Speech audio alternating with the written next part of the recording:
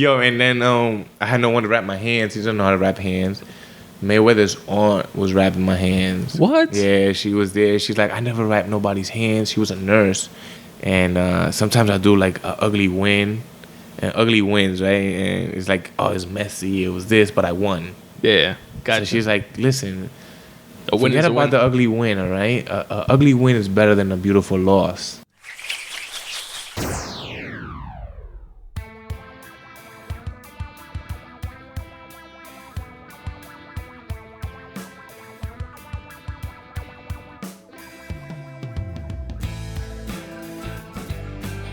What up, folks? What's going on? Welcome to the Spun Today Podcast, the podcast that is anchored in writing, but unlimited in scope.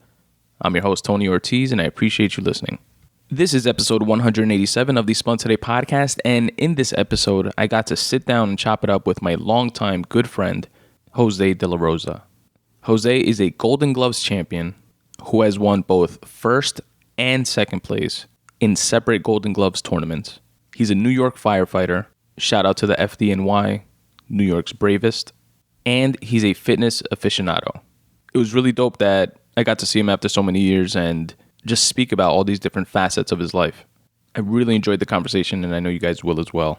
I met Jose in junior high school, met him in 8th grade. That was back in, 1990s, 94, 95, 96, around there. We both went to junior high school 210. Shout out Elizabeth Blackwell, junior high school. And then we also both went to Richmond Hill High School after that. And we were always cool. I think initially we probably bonded around like both being Dominican.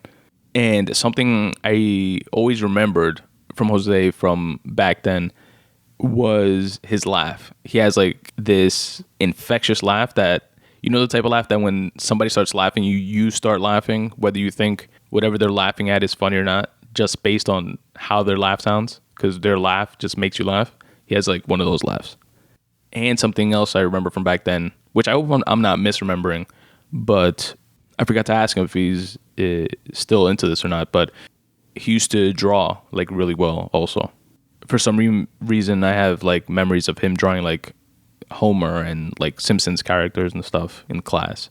And again, I could be misremembering, but I don't think I am. Either way, it's so dope, and we touched on this in the beginning of the episode as well, to be able to like reconnect with people that in another time you would maybe never even see again.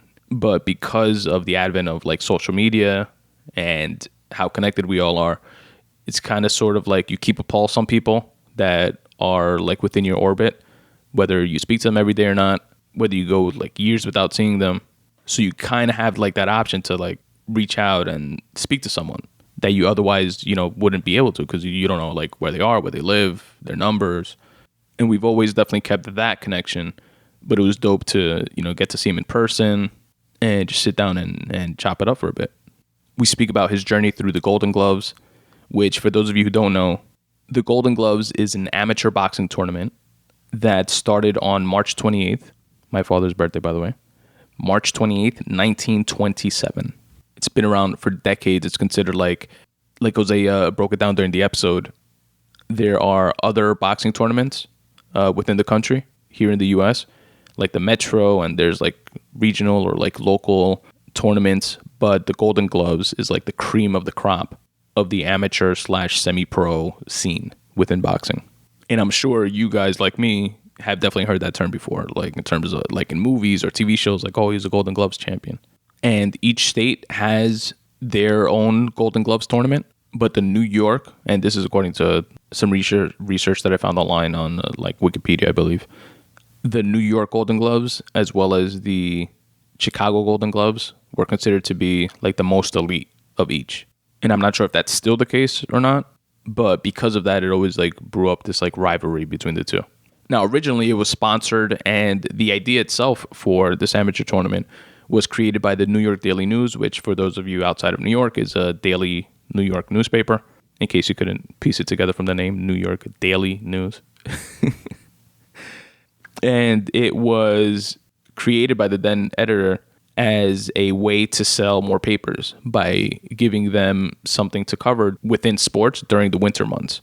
Because think about it, back then, 1927, like there was no, like TVs weren't ubiquitous. Were there even TVs?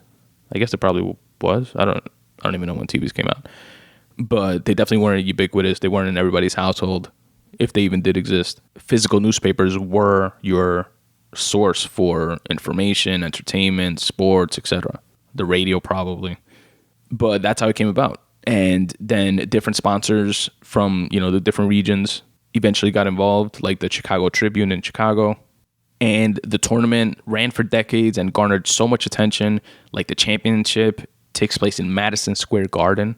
At least it did up to a certain point. Now it's at the Barclays Center, at least for here in New York. But it became like so big and so much like fanfare and attention that it became like too expensive for the Daily News itself to like sponsor, and no longer became feasible because, now people have TVs and physical paper sales is not as prevalent, and people get the information like from the internet and stuff like that. So somewhere along the line, the Golden Gloves of America Inc. was formed, and now they run the show. So that's just a little background on the Golden Gloves. We spoke about Jose becoming a firefighter, obviously. Again, shout out to New York's Bravest. Thank you so much for your service. And he broke down a ton, like what their version of like basic training is like, and the academy, going through the academy, and how he balanced his fighting career with becoming a firefighter, because he was all in on boxing, as I imagine you have to be if you rise to that rank of becoming a champion. And he was working part-time as a doorman so that he has enough money to like pay his bills and stuff like that, but also has the freedom to focus his total attention on training and boxing. But at one point he did go with a friend of his and, fill out like the application and stuff like that for the FDNY. And he tells us about that story. And he wasn't even like waiting on it because, again, he was single-mindedly focused on boxing. But the letter eventually came and he had to make a transition and try to balance the two worlds. So we get into that. We get into like what they do day to day, like firemen. Because like I told them in the episode, I think that most people, myself included, have like this image of firefighters in their heads that's like, they fight fires, sure, like whenever there's a fire, but I never see fires. So they must be just like chilling and hanging out and playing cards and shit like we see in the movies, like normally day to day. But that's 100% bullshit. Like they do so much day to day, and they have calls a daily, which we as like the citizenship, I guess, like take for granted. But so much goes into them being able to do their jobs properly in terms of like the fighting of fires and stuff like that. There's so much preparation that goes into them being able to do that, such as like building inspections, which are constant, fire hydrant inspections, which are also constant, which I didn't know fire hydrants could like freeze. They could like not have water. They have to like work on all that shit so that when they do go to a fire, they don't hook up to a fire hydrant that doesn't have water. You know what I mean? Constant trainings, updating databases with information of different buildings and how they're made up, and from their like building inspections, they'll say, okay, this building at this address, input it into the system, it has 2 elevators, it's this square footage, they have a fire escape in the back, they have cell towers on the roof, so that impacts the weight capacity of the building, et cetera, et cetera. So let's say if there is a fire in said building and they're heading towards it, they'll put it into the database and they'll have like this blueprint and like breakdown of the full building at their disposal, which again only happens if they're doing their day-to-days correctly, you know what I mean, and putting in that work, that preparation work, which is kind of similar in a way to like training, right? As a boxer, like you are able to execute and do your job properly as a boxer based on how much effort and training you put in beforehand. So it's a pretty cool parallel that just jumped in my head. We also speak about a ton about fitness. Jose's like shredded ripped, and I call him the Dominican David Goggins, and he's told me that other folks have called him that as well, so it's definitely not an original thought. But fitness has been a huge part of his life and continues to be. And you can check out Jose's Instagram at Dr. Fists, spelled DOCTORFISTS, Dr. Fists. On Instagram, he puts up a bunch of like workout challenges. He puts up like workout videos of himself, like showing you like how to do the actual exercises with like motivational anecdotes and so much more. Definitely check it out. And during this episode, I feel like we could have spoken a lot more about boxing. We could have spoken a lot more about firefighting. We could have spoken a lot more about fitness. We're definitely going to sit down again in the future. And there were other things we touched on after we finished recording, which was just fascinating, like him managing a music artist for some time. So we're definitely going to sit down again in the future and have another conversation. But I just wanted to say again, Jose, thank you very much for doing this. And for the folks listening, stick around because it's truly a great episode. But before we get into it, here is a quick way that you can help support the Spun Today podcast if you so choose. You can support the Spun Today podcast by going to spuntoday.com/support. There, you'll find my merch section, where you can cop the iconic Podcasts vs. Anybody t-shirt in a wide variety of different colors and all different sizes. Also, if you're into cycling, you can cop the super soft, comfortable, minimalist design Spun Today Bike Club t-shirt. Also available in a bunch of different colors in all different sizes. There are a few other designs of different types of t-shirts. Definitely go there and check it out. spuntoday.com/support. It's the merch section, where you can also get a dope coffee mug. I have coffee mugs with the brand new redesigned Spun Today logo on one side and the tagline that I end every show with on the other, which is start taking steps in the general direction of your dreams. The mug is available in both black and white because we don't discriminate here at the Spun Today podcast. Again, go to spuntoday.com/support and check out the merch section. What's up, Spun Today listeners? Today we have an absolute treat on the show. I'm happy to say, Mr. Jose De La Rosa, longtime friend of mine. Many years. We were just reminiscing a bit before hitting record. I've known him since junior high, 8th grade, Mr. Setron's class. Shout out to 804. We're going to get into a lot during this episode, hopefully. But first and foremost, I just want to say thank you very much, Jose, for doing this. I really appreciate it. And it's awesome to have you, man. Oh, man, thank you. Thank you for having me. Shoot. All right, man. So I'm sure I'm going to speak about this in the intro before we get into the episode, but Jose is a firefighter. He's like the Dominican David Goggins, I call him. He's like super into fitness. He was a Golden Gloves boxer, and we're going to get into all of that. But first, I want to touch on what happened after high school, because we met in junior high, 804. Shout out to 210. And then we both went to Richmond Hill High School. We were just like even talking and reminiscing about like 9/11 happened while we were juniors in high school. We kind of like, you know, everybody like loses touch after high school, after 2002 when we graduated. People, you know, go off and, you know, life gets in the way. You know what I mean? People go to college, people start jobs, people start families, and, you know, people drift apart. But thankfully, because of things like social media, you're able to like sort of kind of keep in touch with people and reconnect and stuff like that. And that's the case with us. But I have no idea what happened to you after high school. And I definitely want to get into like your journey and how you got into boxing and then FDNY and then, you know, fitness obviously has been a part, like a through line through all of that for you, because obviously you're like super fit, but you also have to be fit to be a boxer. Me imagino you have to be fit to be a firefighter, or at least it helps. Not to be like the fat firefighter in the back. but yeah, man. How was life after high school? So I remember after high school was good, but I was also working a lot during high school. And then after high school, it was just work. Like, what did you do during high school? Like, so I was working, like, let's say on Fridays, I would go and work at Roosevelt on the Bay, where I think Roosevelt on the Bay will get all the teenagers or high schoolers to go in there and get hours in. Especially from the area. Like, for folks that don't know, that are listening to Roosevelt on the Bay, is like a catering, like a famous catering, like, hall place, like, here in Queens. So I remember, like, on Fridays, I started liking cars, right? I started love, like, imports. So on Fridays, I would, right after school, I'll go to Roosevelt on the Bay. At that time, it wasn't like hourly rate. It was like, yo, you work and it's $50 a party, no matter how many hours you worked. So I'll work like 5 p.m. on a Friday till like 3 in the morning, and then wake up around 9 a.m. to be at work on Saturday.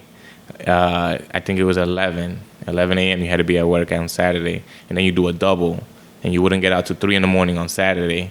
and then you wake up on Sunday again to work another double, and you wouldn't get out till like usually the parties end like earlier because you'll be out around 1 because they knew it was Monday, and then on Monday you go back to school.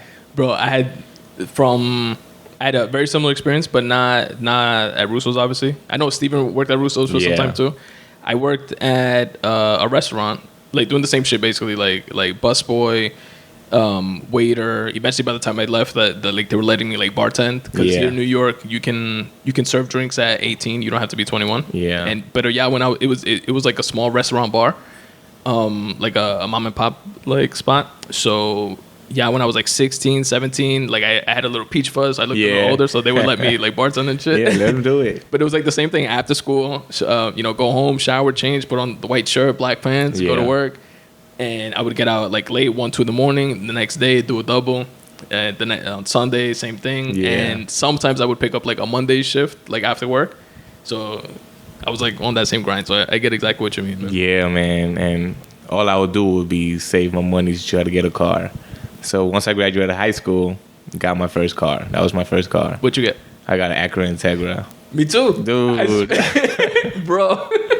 That was my fucking favorite. I can't believe you were into that too. Yeah, yeah. That was around like when the Fast and the Furious movies started coming out. It made me want to buy every like auto part that was out there. Like I want the intake, I want the headers, I want the exhaust, I want the turbo. Get the computer with the chip. Bro. I wasted so much money. I blew everything I ever had. Like on I had a 96 LS. Dude, yeah, I had a 93, so you outdid me. Bro, but nah, I fucking wrapped it around the telephone pole once with me and my mom in the car. Oh my goodness. Fucking the scariest shit. It was on Bushwick by like where that car wash and cemetery is. Yeah, up there on Bushwick. Like getting out the Jackie Robinson, and there was like a van like next to me at the red light. We pull off, and then I got in front of him, but he hit me in the back. Yeah. We fucking spin, hit a light pole, ese fue, the van, and completely totaled the car. Then after that, I was still con el vicio that, like... I want another one. Yeah.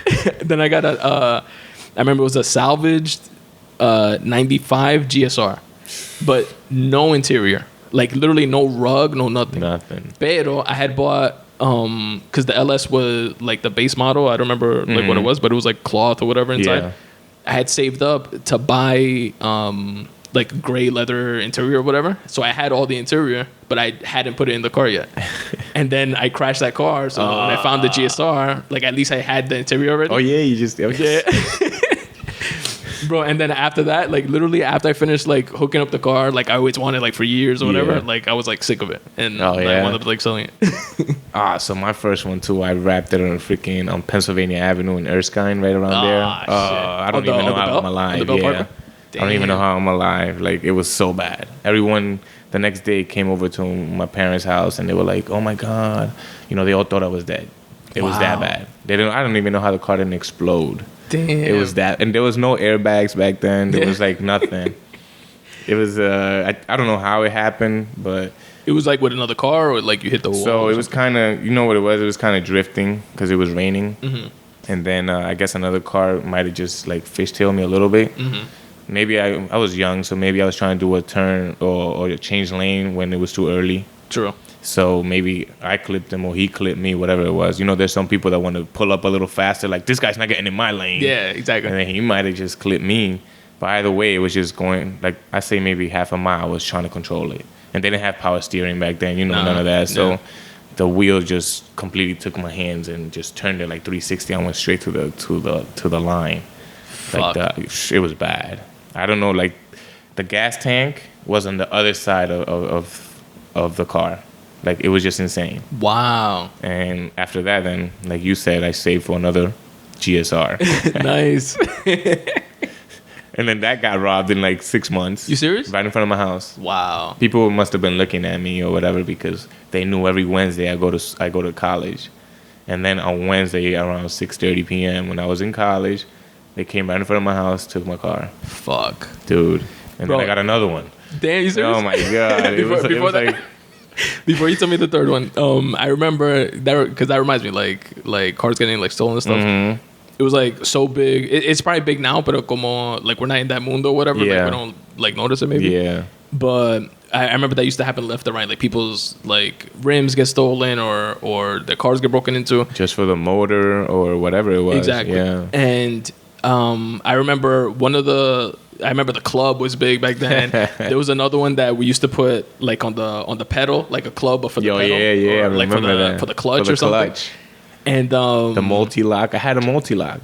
like a padlock It was a multi-lock. I used to do the padlock too. under the steering column. The steering right? column. Yeah.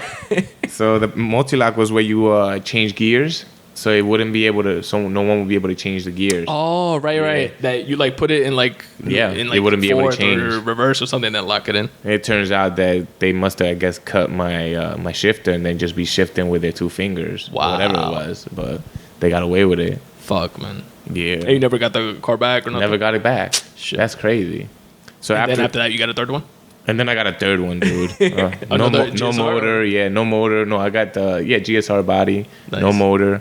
And then it took me like maybe 4 years because my first motor that I bought, it came back and the mechanic broke it. Fuck. But he says he didn't break it. And now you have like this is my father's friend's mechanic. So now you can't be like you son of, you freaking messed up my motor. So I had to get another motor. Yeah. Yo estaba trabajando para nada. I was working for nothing. It's true, but like that is kind of like the beauty of being like a kid too, like a young kid without like too many responsibilities. Like you can have like a passion like that and like pour everything into it, and it's completely unreasonable. It doesn't make sense. Like from looking back at it, but at the same time, like I wouldn't change it. You know what I mean? Like me either. Going to the races and flat lines and stuff like that, and it was fucking like exhilarating. It was it was like good times. Yeah, when I had the GSR, I would.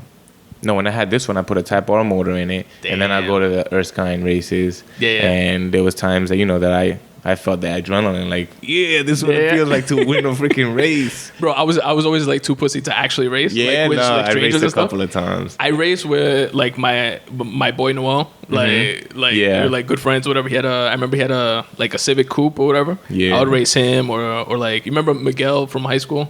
Yeah, the Colombian Miguel, him, he would always like go, or Esrin and stuff like that. I would like race with them, but if it was like a strangers that I didn't know, like I would never do it. And I even only raced them like maybe 3 or 4 times, like in a quarter mile type of thing.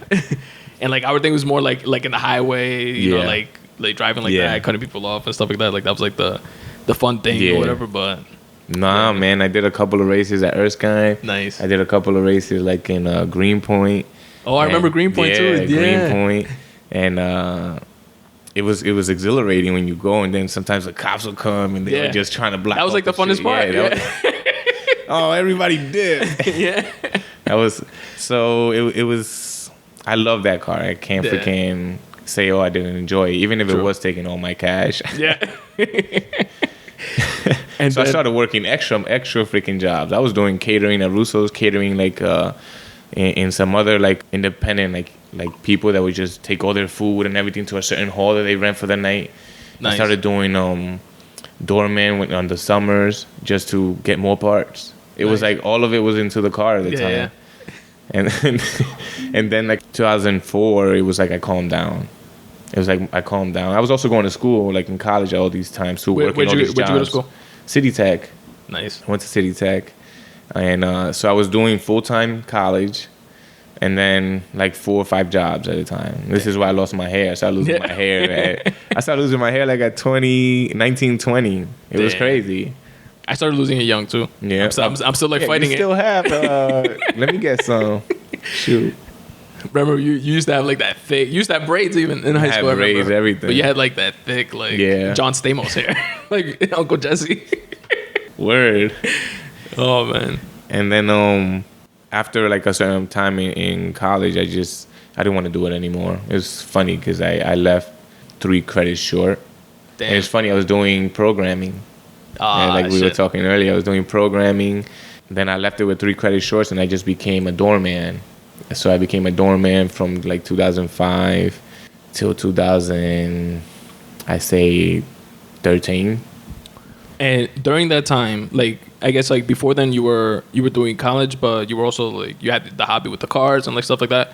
During that time, were you into like anything else, or you were just like during that time? fuck Of course, school? fitness, man. You know, I will always do my calisthenics, and even though drinking and everything, I still be into the calisthenics and all that. And at 24 years old, I started really, really wanting to do something that I can show my competitiveness as, in my fitness. And that's when I started boxing at 24. Nice. Yeah, Okay. I started boxing a little here and there, like just to learn it.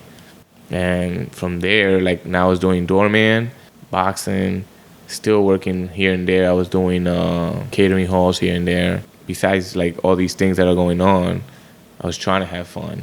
True. Just trying to have fun. And when you got into, just to go back to like the fitness part, was that was just something that, like, do you remember like why you got into fitness, or like was it like, okay, so tell me about Yeah, that. I did. So I could pull. Yeah, of course. So I remember it all started like in DR, dude. When I was like 5 years old in DR, I was like babied. And my uncles. Like DR when you went for vacation, or you lived there? No, for I some lived. time? I was born in DR. You serious? Yeah, I was born in I didn't DR. know I wasn't that. even born here. And Cheers. my Shout out mom was Buffalo there. Cheers. Yeah, salud. She'll baby me like at everybody. So my uncles, they'll bully me, push me around, make fun of me. Yeah. So I was Try to like toughen you up. I was like a crybaby then. She always babied me. And I remember it got to a certain point that you know how when you get really angry, you cry, but you're really angry. It's like it makes you cry. It's like angry tears. Yeah. And I remember saying like, And it's just like an outpouring of emotion. Like, oh. yeah. And then I was like, I'm gonna be one of the strongest kids ever. No one's gonna bully me. Nice. It started going off. And I remember like in DR, the way you make like weights or like a barbell. Like cinder blocks and shit. Yeah, so it wasn't. So it was like a PCP pipe, like a tube, and then you put like paint cans and you fill it up with cement. Damn. That's what it was. And so I was like 5-6 years old. I started like benching these things. I'll bench it like one time, or sometimes no one's around. It was just me. Yeah. Just trying my hardest, whatever. Like I'll get angry when I push it too. And that's how basically, I told myself at that age, like, I'm tired of being bullied around or whatever. And Nice. I still cry though whenever they pick on me, but I get so angry, Yeah. But it was like a good like self motivator at the same time. Yeah, it was. And from there, it was like I would do, I always do calisthenics. I always do all these things just to not get bullied, to be strong. And where did you, because like around that age, it's like where did you like learn like what's a push up, what's a sit up? You know what I mean? It's not like now you could just like YouTube it or whatever, or maybe you saw on TV. Like, do you remember like how you learned? Yeah, no, over there it would be just more like I look at what they were doing. Okay. And then I'll do what they were doing. Gotcha. So it was like look and do, see and do, And that's all I was doing over there. So all throughout, like since you were a kid, so that was always like part of like your ethos, part of your like mentality of like being fit, not get bullied, and like stuff just like that. I don't want to be, I don't want to be bullied anymore. Or I don't want to be, I want to be strong. Right. And all right, so now you're a doorman. So when I came to New York, then it was like 91. In 91, it was I started watching like movies. It was 8 years old. All these movies that were out, they were all about, especially at that time, it was all about fighting. It was all about Bruce Lee. It was all about Van Damme. Yeah. All these things. Bloodsport. And like Bloodsport. The Kumite. I know there was this movie, The Last Dragon, with Bruce Leroy. Yeah, I remember that. Yes. Leroy. Oh my goodness. They had Chuck Norris used to be doing all these like crazy shooting and fighting movies. It was all that made me feel like, oh yeah, I want to do these things. I want to do these things. And I would cry like I'm telling my mom, oh, put me in karate, put me in this. I think at 10 years old, while the Boys and Girls Club was still just a boys club, they had like taekwondo. And I cried my eyes out, put me, because my little brother David, he was in this. I was like, please put me in, please put me in. Still crying, but I wanted to do it, you know. And they put me in, but I never took the test. I think you had to pay for the test or whatever. Oh, okay. So I was a white belt forever. Damn. But after that, it was like, it just kept going. Like, I just wanted to be more fit. I wanted to do... Gotcha. So it was always like a part of your mentality. Yeah, it was always just there. Damn, that's dope. Looking back, you gotta like thank your uncles in a way for being being dicks and like bullying you. Yeah. So now, like moving forward to your, so you left college 2003ish, or no, not 2003, 2002ish. 2002ish. Okay. And then you doing the doorman thing, but you're still like staying fit, exercising, stuff like that. And how'd you transition from that to like boxing? Like, what was your first like? Yeah. So even before I left high school, like I wanted to be in the basketball team. I think I was in JV basketball in high school for a little bit, you know. I remember Mr. Cody. He was like the JV basketball coach. Not to cut you off. That was something that I always regretted. Like I always wanted to like try out. Like I loved playing basketball, like at gym or like after school and stuff, and like pick up games like in the street, like whatever. Yeah. But I was always like too scared to like try out for the team. You know what I mean? And that's something that I always regret. Like looking back, I'm like, fuck, why didn't I just? You know what I mean? Like I knew. Like you, Louis, Dominican Louis, Dominican Louis, and a few other Adam, like a few other people that were on the team. Was in it. Tyrone, I remember. I still remember I remember when he signed my yearbook. He was like, remember me when I'm in the NBA, whatever. He put his jersey number. That's funny. And I was like, why did it? Like I don't know what it was, but I was like scared of. Or like socially awkward, kind of, but you know what I mean? It's a fear. It was like weird. And I had that fear too. It's like I've had it so many times. It's a fear that, you know, what if I don't make the shots? What if I make a mistake? Or what if people are looking at me? Everyone has these fears. It's just at that age, if you don't have someone to actually push you or someone that you actually admire that's doing it, you're not going to do it. Because you're not going to have the oomph to actually just like that insecurity just like takes over and you're like, oh, fuck it. Yeah, so that happens to a lot of us. And then I didn't even make it that far in JV. But I wanted to be in basketball, and then I wanted to be in football. My friends in Adams, they were all like football guys. So I was going to transfer to Adams. Damn. And they were like, you're too small, you know, don't even transfer. You'd be like Rudy. Yeah, basically. Remember how little I was in high school, dude? I was tiny. They were like, don't even transfer. And basketball, I was very little too. It was funny because I always go and work out with the guys they became like real good friends through my other brothers. They're called the Bustamantes. They would be like into basketball, into football. You know, they were football players in Adams and in college. Nice. And I always go work out with them and play football with them, like on, you know how you always have football in Thanksgiving? Yeah. Yeah, so everyone always goes and plays, or whenever it snowed, everyone went and played. True. So I wanted to be football, something. And it seems like you always gravitated towards like that camaraderie of like sportsmanship and It's a competitiveness, I think. True. I think you like the competitiveness of it. It's like, I'm gonna be better than this guy. This guy can't beat me. Okay. So that's what was like feeling you. I think that's where it came from this little, right? It's like, you know, I'm gonna be strong. I'm gonna be this. And whenever they did something, I wanted to play. I wanted to be in it. They wanted to work out. I wanted to be in it. So I remember like 15, 16, my brother had gotten like some gloves. And we started like just play fighting in the garage. And I remember I was hitting people and they were throwing up. And like boxing gloves? Yeah, boxing gloves. And I was hitting people, they were throwing up and everything. Damn. They were like, oh man, this kid. And these are like big, like 18-ounce gloves, you know. And I started liking it. And that was like at 15, 16. And I was like, oh, I want to do this. I want to box. My parents wouldn't let me. Yeah. Prior to that, were you ever like a boxing fan, or this was just like a random thing that happened? Your brother got some gloves somewhere, and you guys put it on and started hitting each other. You know what? Like in the 80s, like not 80s, like in the 90s, you always see the fights with Tyson. The Tyson era, yeah. And my father, the like 15-second fights. He loved watching like boxing fights, and I'll sit there watching Julio Cesar Chavez, Camacho, Prince Nassim. Damn. So it was probably in the back of my head. It was just, it never came forward until that point. Got you. And then he bought those he brought those boxing gloves in, and I was like, yeah, I want to do this. Damn. And was your brother like into boxing, like, or it's just something not that really, just randomly? Yeah. Okay. Who knows if maybe he was, right? But I never got into that conversation with him. Were you into boxing? Got you. Maybe it was just in there since I was little. Yeah. But it was good because at a point, it was like, there's a lot of times that I'll be on a game, like a basketball game, and someone gets tired. Or a football game and someone missed a catch. Or whatever it was, you know, if we're doing a race, someone gets tired and they didn't go the whole way. And I was like, damn, we didn't win. Or handball told me. I used to love playing handball, remember? Damn, handball, I remember dude. you used to love handball. I almost forgot that sport. Wow. Even in junior high school. I remember that. Yeah. In junior high school was who was king of the court. That's crazy. And it was like, oh man, my partner messed up. So we lost. Gotcha. You get me? So in boxing, it's not your partner messed up. It's not your partner got tired. It's not, oh, this guy didn't do this correct. It's all you. So you can't really blame someone else. Unless you have a crappy coach. But I'm with you 100% from that. And what I like from that is like the sense of like accountability, because I relate that, like what you just said, to like writing and stuff.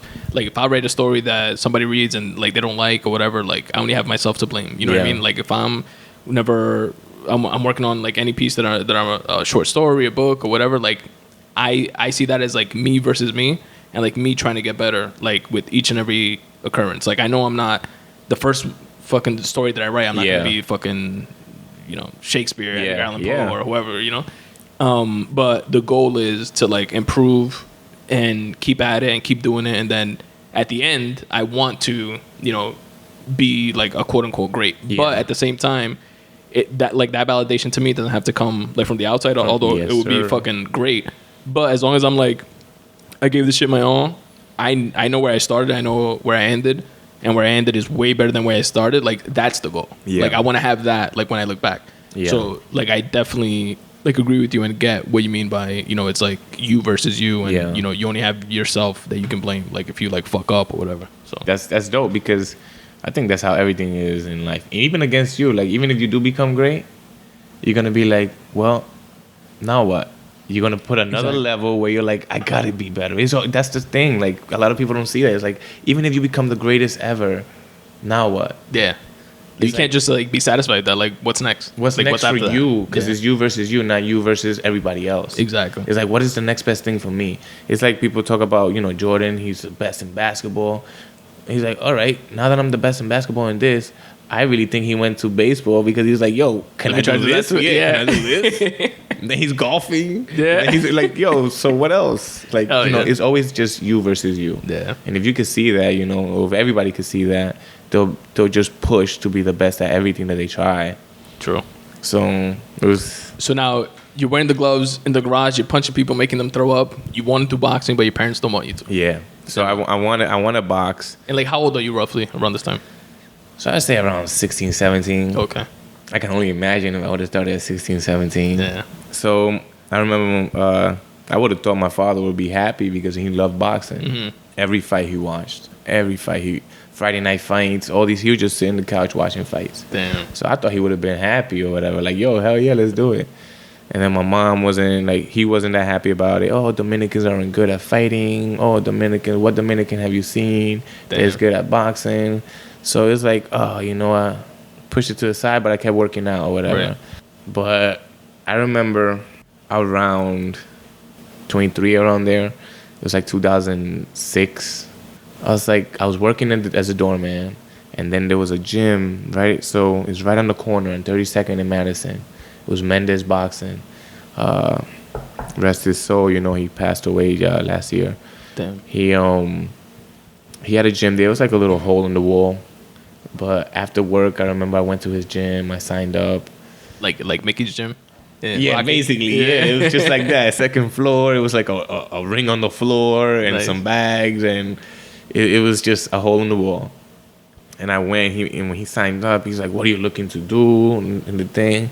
And I remember saying, "I want to be a pro fighter," and I was like, "That was my thing. I wanted to be a pro fighter." And little by little, I started. Every day, headed to the city, in the train. And that's how I started, like, loving boxing. It's just a repetitive thing every day. And I wanted to be a pro fighter. Do you remember your like, first, like, after you signed up that first day, like, did you work out, like, that same day? Or the next day you went in, or? I worked out the same day. Nice. Yeah. You know, they're like, oh, right, let's see what you got. They put me in the ring, and they just... Same way, like now that I'm coaching, I tell everybody to do the same thing. How I learn. It's the best thing, right? And it would just go around the ring, throwing the jab. Okay. Not like sparring or anything. You're just by yourself, like going around like footwork. Learning how to throw the punches. Nice. And you do that for like 12 minutes, just the jab. Your arm is dead by the time you're done. You me imagino. Yeah. And then it was jab, right hand, and then after that, like, all right, you're good. And do they, like as you go, do you like, oh no, wait, you threw the jab too high, throw it straight, or keep it tight, like, and you they like tweak fixing it up, Gotcha. which is like it's dope. That's it's awesome. like when you're writing, oh no, this word doesn't fit here. Yeah. Oh, I gotta put this word instead. Right. It had me since I was nervous as hell, by the way, because you know I'm in the gym, boxing, like there's like other people around boxing, like who's this new guy or whatever. And I was nervous as hell, like, oh man, I look like a fool over here doing this thing over and over. But you just gotta like I said before, like you gotta push through it. Yeah, that's awesome, man. Because like many people, they'll like go through that, even if they get to that point. Like after that first experience, they'll be like, "Ooh, fuck that! All right, I did it. That's what I wanted. Yeah, I'm good. I'm not gonna do it anymore." I remember coming every day, and then like on Cinco de Mayo, he will have like a party. Everybody's drinking, eating tacos, and then they do sparring. This was my first sparring session ever with a guy named Dan. He was like a Wall Street guy. He was basically like a Wall Street gym, like you know the white collar. He was like one of those types. Probably a douchebag. No, I mean like the whole gym was the whole gym. No, Dan was cool, man. Dan was very cool. My bad, Dan. My bad. No, the whole gym was more. That's what made him money, especially in Manhattan. You know, 32nd Madison is like a block away from the Empire State. So the white collar were the ones that gave him the money to actually, you know, to be able to run the gym. Yeah. So he was a white collar guy, and I remember the first sparring session ever. I started doing amazing. You know, I was just doing all the combos and hit him with a couple of straight right hands. His nose exploded, dude. It was blood all over. And is it like headgear and everything at this time? Headgear. Or no? Okay. Headgear. It's always headgear, especially. And then you use 16-ounce gloves for sparring. You're not looking to like hurt someone. The higher the ounce of the gloves, like the harder it hits, or the less? The softer. Oh, okay. So you got more padding. Gotcha. For the 16 ounce, is like more padding. They got 18 ounce, which is even more padding. When you fight normal, it's like what, 14, So 12? when you fight amateurs, is 10s. Oh shit. And if you're over 152 pounds, then it's 12s. Damn. Okay. Yeah. So and then usually they have a lot of the weight in the front. So the way the gloves is like the front of the glove, it has more of the weight, and the back because it has more padding in the front. Gotcha. And then so you busted his nose and then busted his nose. It was blood everywhere on the gloves. They cleaned him up, and we did like another 2 rounds. Wow. And it was great. And then from there, they were like, "Oh, this kid has something." Yo, they were like, this and like kid. at that point, how long were you doing it, and how long was Dan doing it? So Dan, I think, was doing it a little longer than me. It's just he was more like a robot. You know, it's harder for some people to pick if you don't feel comfortable. Mm-hmm. Like there's a times that you see it as a mechanism. Like, you know, you do this. He's like a robot. Like you try and do it, and then sometimes you're more like you flow with it. You're flow more fluid. with it. Yeah, you're better with it, and I don't know why, but maybe because I was always a little more athletic or whatever. I just flew. Like my flow was good with it. That's awesome. And you know what I just thought of, like what I compare that to, and we were talking about like Rogan's podcast before this and stuff like that. The way that, which made me want to, and I still think about it. They do like jiu-jitsu and stuff. Yeah. In the future, the way like Eddie Bravo. Yeah. And Rogan, they speak about jiu-jitsu as like it's like a science, but there's like an art to it also. Yeah, of course. And there's some that are just like very scientific about it and like 1 2 1 2 1 2 1 2, and there's some that take it like an art and they could be like 1 5 3 2. You know what I mean? And like flow with the shit and that's and, like, how it those is. are like the best ones. That's how it is. I got you. That's why I admire like Mayweather so much, because he's art. It's not the way he fights. It's art. It's like how he can be so close to an opponent and the opponent can't hit him. Yeah. How he does a sidestep and now the other guy goes flying somewhere else. It's an art. He's like 100% the best defensive boxer ever, right? Would you say he's also like the best boxer ever, or is that like not fair to say because like different weight classes, different eras, different? I would think he has the best IQ of the game. Me personally, gotcha. Like, he knows where he can be, how close he can be, where to sidestep, you know, how to dodge, how to counter punch. He just knows the game so well. It's insane. Like you put him against heavier fighters, you put him against harder punchers, and he's gonna figure out a way how to do it, how to beat you, and that's all on like the IQ of the game. For me is like number one. For me, is number one. That's like, to me, I like boxing, but I'm not like, I don't know obviously as much about it as like you, or like I'm just like a very casual fan, but Yeah. I'm more of a casual fan of like MMA and stuff. And I see like Dominic Cruz in MMA, like Yeah. that, like his fight IQ is like through the Yeah. roof. Like, he knows everything, but he has limitations in terms of like he's always getting hurt, Yeah. and like stuff like that. He has like physical limitations, but his fight IQ is like through the roof. So you see that physical limitation. I'm gonna have to like say it right there because I read Bruce Lee books. I have Bruce Lee books, right? Nice. And he said it is the fighter that has to know how to heal himself, what he has physical limitations in, and how to fix that. It's everything on the fighter. So it's like you see Mayweather again, right? Never drinks. Why? Sure. Because he knows that this is his this is what he does. This is his moneymaker. This is his career. So he never drinks. Even if he's at a club, he's with a water bottle. He Sure. works out certain things that he's missing on, right? So if he knows this guy is a boxer, he's going to try to bully him. If he knows this guy is a fighter, he's going to go around him. He's going to, like dance around him, the way that people say. Tire him out and Yeah. stuff. Yeah. And it's the job of the fighter to know where his body's limitations are and fix that. Damn. So if That's you're awesome. injured as well, you should be able to know how to heal yourself the best way. And probably try to like prevent getting injured in the first place and like work around that. Exactly. Damn. Ex- That's a dope way to look at it. It's dope, right? Bruce Hell Lee's yeah. the man. Shout out Bruce Lee. So then, all right, let's go back to your first sparring session. You were Dan, you break his nose, Yeah. and you like fall even more in love with it at that point. Oh yeah. And like everybody around you, your coach, the coach or whatever, You is feel, saying, you feel like when you have some a rooster and they win, you're like yeah. yeah, So now I'm all their rooster now. Like Yeah. I'm their rooster. Este mi gallo. Yeah. Rooster. that's a Mad Dominican Yeah, reference right yeah. there. And yo, That's awesome. it fills you up with more energy inside to go even harder. And I remember he got another gym after that. It was like on 26 and Broadway, bigger and everything. So he had one huge ring in the middle. And then when it was time to spar, everyone just stops working out. Oh, damn. And And everybody they come watches. look. Nice. That is nerve-wracking. You me dude. imagino. Even if it's just a sparring session, you're like, oh my God, everybody's going to look at me. I'm going to get beat up or whatever. Luckily, the bathroom's always right there. You always had to take a good crap. Yeah. I was nervous as hell, man. Oh man, And then I started doing good. I started doing good there too. nice. And the only thing I didn't like about Mendes was that he knew the game of boxing, like the politics of it. So in amateur boxing, is if you have 10 fights or under, you're considered a novice fighter, Okay. no matter how many rounds you spar. And then if you have 10 and up, then you have you're considered open. So you can have 11 fights and fight someone that has experience of 120 fights. Oh, damn. That's it. It's over. There's like no other like gap. There's no in other in boundary. between. No, there's Oh, no shit. other limitation. It's just once you're over 10, you're done.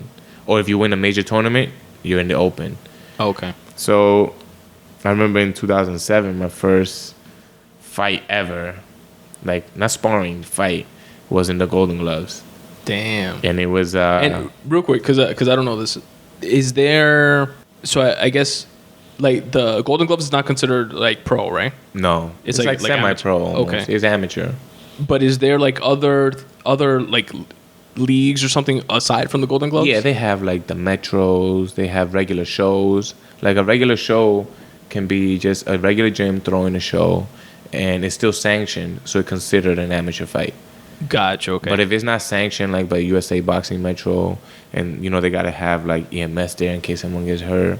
They gotta have judges, refs, everything. right, and that's what it means to be sanctioned, right? Mhm. Like okay, like you have all those like people in place. Like you Yeah. have to have judges. You have to have It's like a like certain regular show. requirements. Yeah. Like regulated in like some way. But Golden Gloves is like the cream of the crop of that. Right? Golden Gloves is like the best tournament in New York. Gotcha. And then once you win, if you win, then you represent New York against all the other 50 states. And it's Golden Gloves is like each state has their own Golden Gloves. Each state has their own Golden Gloves. Gotcha. Okay. And then the cream of the crop, one fighter from every weight division represents that state in the national Golden Gloves. Gotcha. Yeah. Okay. So I remember when I get to the 2013, I'll say that story. But All right.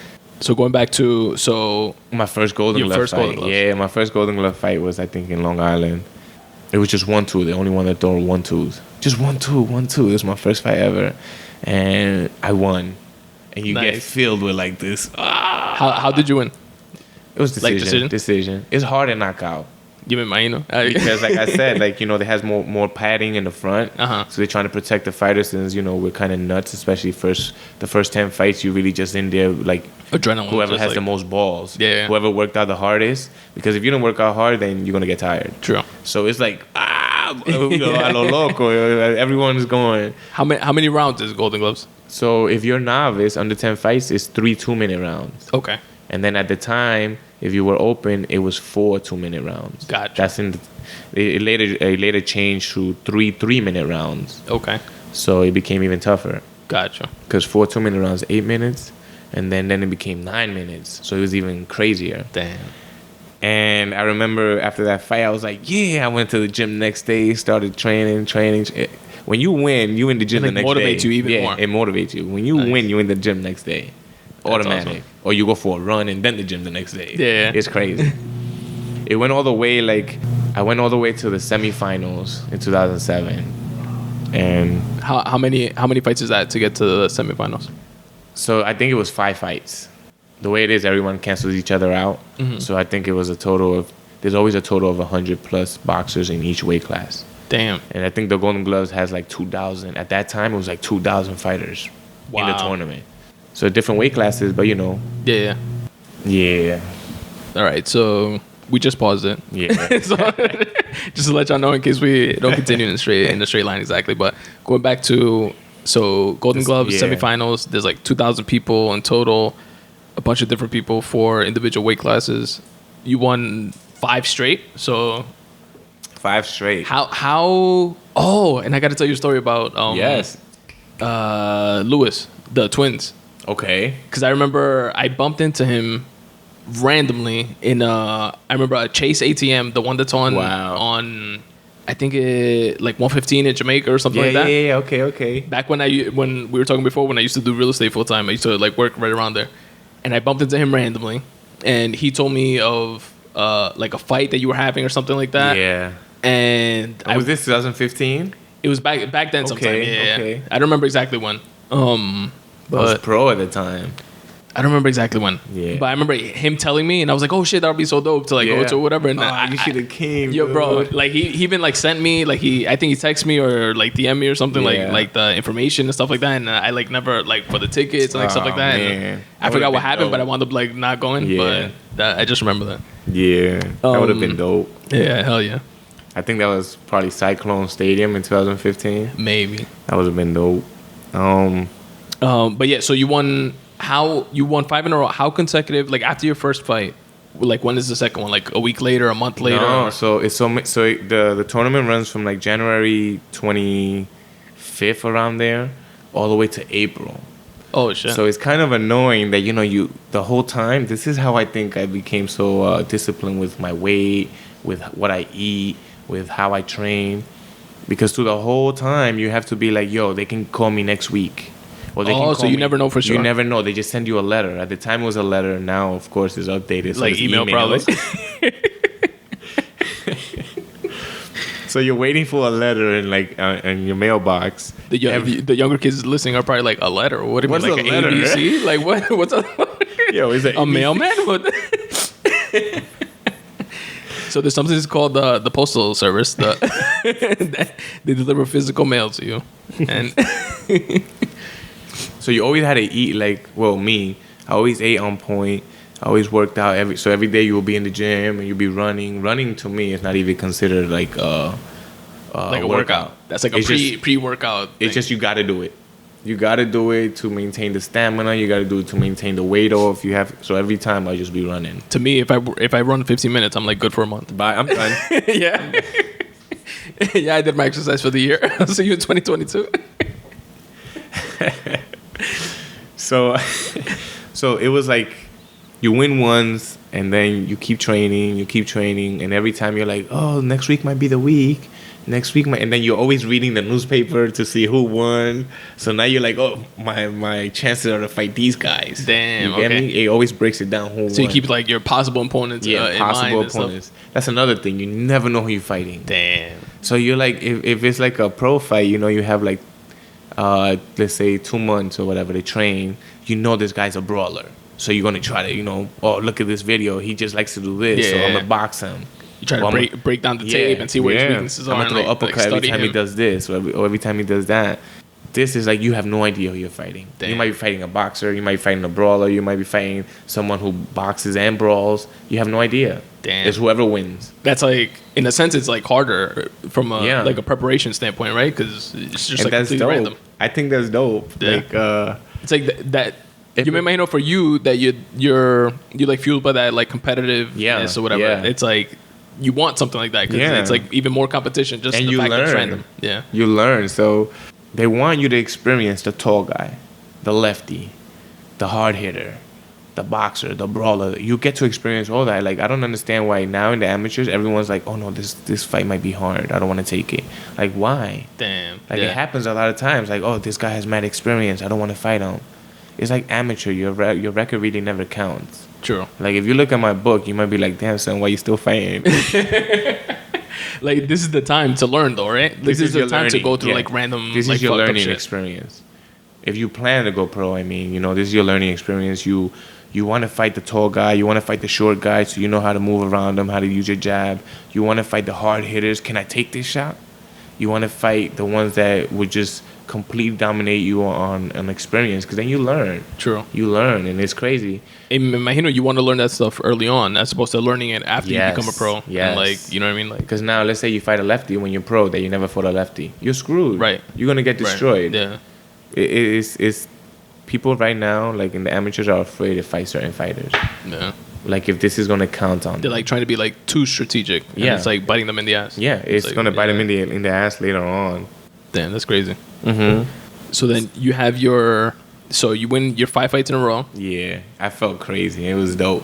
This what happened on my 5th fight. I can never forget it, man. In 2007. Were they all decisions real quick? Like All between decisions. that? Okay. Yeah, I don't think I hit hard, but I was a mess. Yeah. I was a mess. It was like, if you had experience and you could time the right punch with how hard I hit, then I would have been knocking everybody out. But, you know, the experience is what counts. You know, True. Yeah, you can hit someone real hard, right around the side of the face or the ear, and they're gonna take it. True. When you hit someone really, not even really hard, right on the chin, they're falling. Yeah. It's automatic. Like It's automatic. It depends where, how good your experience is and where you hit that punch. Right. So how'd you feel after your 5th one? No, on the 5th one, check this out. On the 5th one, Salinas, I always remember him. He was in the post office. It's hilarious. Are you serious? Oh, yeah. He used to work for the post office. So he's the guy that brings us out. He's bringing me out. All of a sudden, I go to my corner. This is in Hostels Community College. By the way, every event is different, so you don't even know where you're fighting. It's pretty dope. Hasta eso. Yeah. So we're in Hostels Community College in the Bronx, and you know, there's more people there. So if you're under 10 fights, that gets you nervous, and True. you're in the semifinals, so you know you're fighting someone that's good. Yeah. It's like, you know, the higher you go, the harder the opponent is. Yeah. So I remember fighting this guy, Gledwin Ortiz. And Salinas brings us in. And I go to my corner, and then he walks around. And he takes a corner of the other guy. I'm like, what? You know, it's political right there because he's like a main guy in the tournament. Oh, so shit. if it's a close fight or whatever, then it might go his way. You know, politics is everywhere. Yeah, true. Dude, That sucks. I destroyed this guy. Peeps, what's goody, Glenn, if you ever hear this, because, we mad cool. Like, you know, in the boxing community, you kind of know all the fighters. Right. But he knows I won. We've spoken before. He knows I won, and they gave him the decision. Damn. And, which, I don't know, like, I really would have liked to have fought in the Garden, because the finals was in the Garden, dude. Oh, shit. And then it was against this kid named Steven Martinez. Steven Martinez was like, every time I saw him, we would talk. He's Dominican. He was good. He was tall. Nice. And that was going to be us in the Garden. Wow. And that would have been dope. That would have been dope. And then, you know, in the Garden, if whoever goes to the Garden automatically gets a chain. So they automatically got a Is chain. that like the glove? The gold chain? glove and the Nice. silver glove. So you got second or first. Gotcha. But either way, my thing was like, so after a while, I would do the golden gloves every year. Mm-hmm. And there was a point that I would lose, and I've lost every year from 2007 to 2012. There was a point that I was like, yo, man, fuck it, just give me the silver. I don't care. I just want to go to the finals. Yeah. And that's terrible, by the way. I just want to say that's terrible of me to even think like that. Like that mentality. Yeah, it was like, yo, I want to get to the finals. Give me the silver, you know? And Yeah. as an athlete, it's like, I don't know. As an athlete, sometimes you're like, yo, let me go to the finals. I want to see what it is to feel in the finals. True. I want to see what it is to fight in the garden. I want to see It's what like kind of you were like counting yourself out a little bit. Like if I made it to the finals, I won. Like that was it. Yeah. That's bullshit. But it was in my mind, you know? Like every year Yeah. I'll lose for what? That's 6 years, 5 consecutive years. Damn. It's annoying, dude. And every day I'll be training. My bad if I'm a little stumbling here. Nah, that's thanks to the Buffalo Trace. Yeah, Don't worry. Buffalo Trace is delicious. No, but that's part of it. Like that type of mentality, like always, like creeps into your head, like negative thinking and like stuff like that, Yeah, and, man. and kind of like trying to make yourself like complacent. Like, all right, if I do this, that's good enough. All right, Yeah. I'll take that. I really want that, but I'll take this. You know what I mean? Like Yeah. that. But that like also speaks to what we were speaking about earlier, like pushing through. Am and I gonna like, push through it, or am I gonna be happy with the freaking exactly. silver? Are you gonna settle, or are you gonna, even if not within boxing, but then you take that mentality and say, all right, I noticed that Anything. when I was doing this in boxing and I was thinking about settling, I know that was like a mentality that I don't want to have. I don't want to carry like forward when working as a firefighter, Yeah. for example, and like stuff like that. And it's like you course correct and use that as like an experience that you learned, in boxing, but you can apply it to firefighting and continuing your fitness and other endeavors and like Almost stuff like anything. that. Yeah. Like, are you gonna be happy that you got your first book, but it wasn't like a million people that saw it? Or even, like you'll be like, yo, I want my next book to be a crazy hit seller because I want everyone to know that I'm a writer. Right. My opinion. I don't know if you. No, think the yeah, same. absolutely. Like I'm, like that's like in the writing space. Like I would struggle with that too. Like I would say like I want this book to everybody in the world read it, and I want to change the world. Everybody reads it and say, oh my Yeah. God, Tony wrote the new Bible, Yeah. or something. You know what I mean? And it's like, and at the same time, if it's like 17 people and 15 of them are my friends and family read it. Yeah, you know what I yeah. mean? It's like, Yeah. what am I gonna do when that happens? You know what I Yeah. mean? It's like.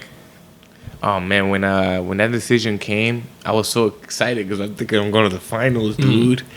And it went his way, dude. I was like, That had to be "Man." fucking heartbreaking. I bought the tape, and I would look at the tape over and over. I'll be in my house watching the tape, and I'm like, how could he win? Oh, I'm done. Fuck. Done. You're like, I ain't doing this no more. All of a sudden, my brother looks up some tournament in Missouri. It's called Ringside World Tournament. There, over like 4,000 fighters go from all over the world, dude. He's like, oh, we're signing up to this tournament. I was like, I don't know. So he's like, I signed you up. He's like, oh man, I don't know if I want to go. He's like, I also quit my job. We're going. Damn. So now you have to go. Yo, I have to go now. Like if it wasn't for him, I Wow. was not going. That's a good brother right there, by the way. My brother's the best, man. And all of a sudden, I got this Acro Integra, dude. It's finally running. This is the one that we were saying that I put the motor in and everything. It's finally running. I never took it nowhere. And here we Drove are. that shit to Missouri? Here we are driving a car that I don't even know is gonna make it to Missouri. Damn. Dude. Man, he didn't know how to drive like sticks, so I'm driving the whole way to go fight. Yo, so I remember that summer, we like in August. It's always like the end of July to the August. We get in the car. That'd to be a fun road trip, though. Oh my No, god, nothing. dude. We get in the car and we drive all the way over there. We get there like on Monday, and we had not booked nowhere to stay, so we're going from hotel to hotel. Do you have any rooms? And from there, like, I think on Tuesday I fought, and that Damn. tournament's different. That tournament's like 3,000, 4,000 fighters, and if you win today, you fight tomorrow, Oh shit! and if you win tomorrow, you fight the next day. So And- like last man standing type of thing. And Wow. it's like The 141 pounds and 152 pounds are the most stacked weight classes. Like, that's where the most fighters are. That's like junior middleweight and middleweight. I mean, junior welterweight and welterweight. It's crazy. Damn. Those are stacked. So you're basically fighting all 5 days, yeah. You were 155? I was 152. Wow. 152. Damn. That's crazy. Shredded. I mean, yeah. I mean, in high school, I was like 140 something. Yeah. So I never changed. So how was that, like, that tournament? Dude, I won the first fight. I won the second fight. I won the third fight. Dude, it was like, my brother was like, ah! Damn. Yo, my brother's not a coach. He's my cornerman over there, dude. Like, yo no sé lo que tú estás haciendo, pero está ganando. Sigue tirando. Yo, and then I had no one to wrap my hands. He doesn't know how to wrap hands. Mayweather's aunt was wrapping my hands. What? Yeah, she was there. She's like, I never wrapped nobody's hands. She was a nurse. And why was she there? She was her son was fighting. Oh, okay. It's funny because my brother David always says, like, oh, I was watching 24/7 and I saw him there. Like, Dang. You know, he was there just chilling in the gym. So she was wrapping my hands. And sometimes I do like an ugly win. And ugly wins, right? And it's like, oh, it's messy. It was this, but I won. Yeah. Gotcha. So she's like, listen, forget about the ugly win, all right? A ugly win is better than a beautiful loss. True. Yo, that still sticks with me today. Like, you know, some people like into that, like in the tournament before, I know I should have won, but I lost. It was beautifully mine. It was like a beautiful loss, but it's true. So we get to Saturday, dude. Finals. In the finals, I was excited. I'm like, I'm getting this belt. And I end up fighting the son of the vice president of the tournament. Fuck. Politics kicks in again. Beautiful loss. Dude, wow. I gave this guy 8 counts. Like, 8 count is like if you hit him so hard or you hit him too many times that the ref stops and then he starts counting. Like 1, 2, 3. So I gave him an 8 count. I hit him so hard with a hook that his mouthpiece flew out. Everything. Had a huge black eye. Everything, dude. And I lost. Get the fuck out of here. I lose. I'm pissed, man. I'm pissed. I go and they give me some little stupid book bag. I have the book bag over there. I feel like burning it. I never used the book bag, ever. Wow. It's like one of those little fanny packs. Never used it. And I threw it on the floor, and the parents of that kid, the vice president, comes and talks to me. He's like, you know, sometimes these things happen. Like, they knew he lost too. Fuck, man. But we couldn't do that to our son. We couldn't let him lose. Ah, shit. That was so that's why I experienced a beautiful loss, man. Well, second time. Fuck. And I went there every year as well. And never won. I went like finalists. Like, so this is like all over the world, people. Like I fought people from Finland, Ottawa, Africa. It was fighters from all over. That has to be a crazy experience as well, right? They'll have like 10 rings. All 10 rings are going at the same time. Wow. And it goes from like you weigh in at 7 a.m. and then at like 11 a.m. they start fights. The young kids, like 7-year-olds, 8-year-olds are fighting. And then it goes to like 6 p.m. And then they clean the rings, they vacuum the rings and everything. And then it goes from like 7 p.m. all the way to like 2 a.m. Every day. It's crazy. That's sick. That's a crazy That just sounds experience. like a sick experience in and of it. Like somebody watching it. Mm-hmm. It sounds sick. And then you're there every day. You got to weigh in. Every day you got to see the doctor. And you're there like, oh, man, who am I fighting? Yeah. This and that. It's like the nerves all over again. Yeah. That sounds intense as fuck. I went to the finals 3 times over there. Wow. Yeah. And that's when over there was where I met my coach, Sosa. Yo, dímelo, loco. I'm going to forward this to him, yeah. Yeah, absolutely. I met my coach Sosa over there in 2011. He had all these little kids, like, they were winning. All of them won. It's insane. Damn. All of them won. Like, they were like different weight classes. Different weight classes, okay. And they all won. He was coaching me. He was taking my my corner. Well, he wasn't taking my corner. He was just giving me tips. And he was giving me cornering tips. And again, finalist. I lost in the finals. And when I came back to New York, he's from New York, so I was going to his gym. Gotcha. Okay. And they say this thing about if you in a winning team, if you're around champions, you become a champion. I guess they force you to to be at that level. To like raise your own bar. Yeah, and after that, that's when I started winning. Nice. That's crazy. Now tell me about the winning stuff. I think it was 2012 when I came back from over there. I got into this tournament called the Metros Tournament. And in the Metros Tournament, I think I fought in Yonkers. YO. Yeah. I fought in Yonkers with my old coach. And Mendez? no, so I had switched to another coach after that. Gotcha. Mendez, so I don't know, you want me to go back to Mendez? Yeah, go. In 2008, whacking Golden Gloves, I had a fight in Suffolk, PAL, and I had pneumonia, dude. I had pneumonia. I told him, yo, I'm sick, this and that. He's like, oh, don't worry, we're going to win. I went to Suffolk, PAL, and he never showed up. What? Yeah, he never showed up. And he's like, oh, he called me. He's like, this guy's going to take your corner. I felt like, yo, this mother, Yeah. Like, why didn't you come? I have pneumonia and you're not here. You knew that I was come. sick. And you're like, nah, we're going to win. Then you don't even show up. Damn. So I fought. I lost. That's crazy, fighting with pneumonia. Sometimes I fought 2 times already. That's crazy. That's like... But you're getting out of bed with pneumonia. But it's tough. You imagine fucking fighting? You're burning up and everything. What? But the thing is, there's a once a year tournament. You don't want to miss it. And you don't want to die either. Yeah, you know what I mean? I don't care. So this is mentality. I don't know if every other fighter has it out there. It's like, yo, I'd rather die in the ring. Right. This is why you need a ref. This is exactly why you need a ref. Now these days, the refs are cutting it early or this and that. But you're going to die in the ring because you're never going to give up. Right. We have that like warrior mentality and that 100%. Like spirit. Yeah. So I went in there. He didn't show up. I lost. And then I was like, I can't be here. You told me let's fight. You never showed up for me. And I lost. Did he ever give you like a reason why or like? I think it was because there was no way to get out there. Damn. Like a lot of times he didn't drive and his other coaches didn't drive.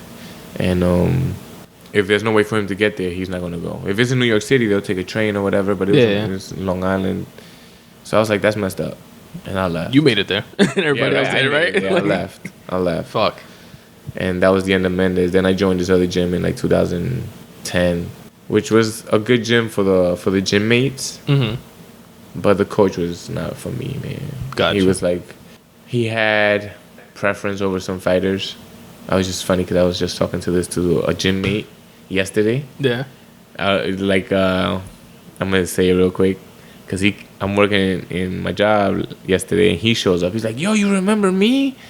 I'm like, oh, he had a beard. I'm like, and there's so many people like, yeah. Sometimes I get messed up because it's like, do I know you from boxing? Do I know you from the fire department? Do I know you as from one school? Of my friends? Yeah. Do I know you from school? Do I know you from this?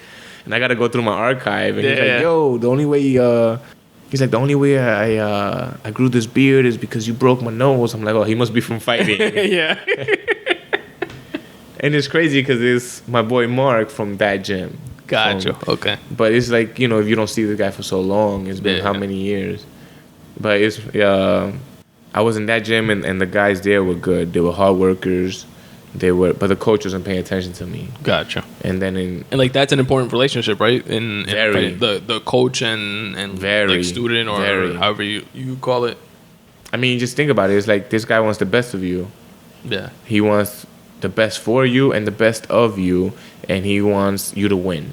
And he's gonna give you his best if he's like invested into it. Yeah. But if he's like not invested in you and invested in somebody else, obviously you're not gonna get that from him. Not gonna get that from him. And that's not gonna bring out of you your best. Yeah. So 100%. It's important to recognize. So when I was in that fight, he's telling me instructions, and in my head I'm like, man, you don't even know me. Like, you're not my coach. You're never there when I'm training. You're never there when I'm running. You're never there. You don't know what I should throw right now. You don't know what kind of punches I throw. True. You're not even my coach, basically. And I left that gym too. And when I met Sosa out there, I came here and I started going there. Gotcha. Okay. And from there, it was like 6 years. It was my 6th Golden Gloves. It was like, I think 89 fighters in my weight class that year. It's 2013. Damn. 89 fighters, dude. This is what I mean. This is just one weight class. I remember my first fight was a tough fight. It was a long guy, like tall guy. I beat him. I went to the next one. I beat him, and I was getting nervous. And so would be like, "Yo, you put in the work. You put in this. You put in that." And it's funny because you know how you always have to write down your goals or write down what you experienced through the whole time. Yeah. And like reflect on it. Yeah. So I was writing down, like every time I spar, every round, I would jot it down. Like, let's see how good I do with Sosa in the Golden Gloves. I had one more fight before this with him, but in the Golden Gloves, I was like, let me see how good I do. So I had like 335 rounds of sparring. Wow. Just to get ready for that year, 2013. And then it was like 335 rounds, first fight, win. I have this like on a picture somewhere. Wow, that's awesome, bro. Yeah, and then it was like, then I did another like 10 rounds of sparring, and then second fight, won. And then I did like 8 rounds of sparring, and then third fight, won. It was all jotted. Damn, bro! If you find that picture, send it to me. I'm gonna put it like on my website for this episode. Dude, it was insane, and then I kept winning, and he would just be like, "Yo, trust the process. You know, it's all depending on the draw." And it's true, the draw is amazing. Like, it could be. What does that mean, the draw? So you never really know who you're fighting. Remember what I said? Yeah. So it'll be like. So it's like the matchup. Yeah, it'll be like someone just pulls a name out of the hat. That this guy's fighting this guy. Gotcha. Okay. So it's all depending on the draw sometimes. Okay. So it'll be like. If you're the first fight and you're fighting the number one guy in the country, you're fucked. Basically, you're kind of screwed. Yeah. So little by little, I started pulling out the right names. Not me, but them. And it just kept building up my confidence. No matter how ugly I looked in the fight, I'm winning. Yeah. I'm winning. Like, I got that. That you better, like, take me out. Driving mentality. Yeah. You better take me out if you want to stop me.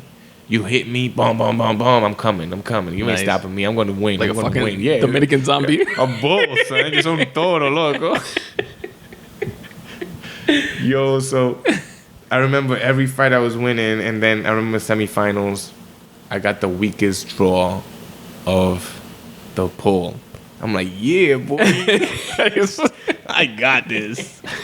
I'm going to the finals. Oh, man. Yo, I did great in that fight because I knew already he was the weakest link in the draw.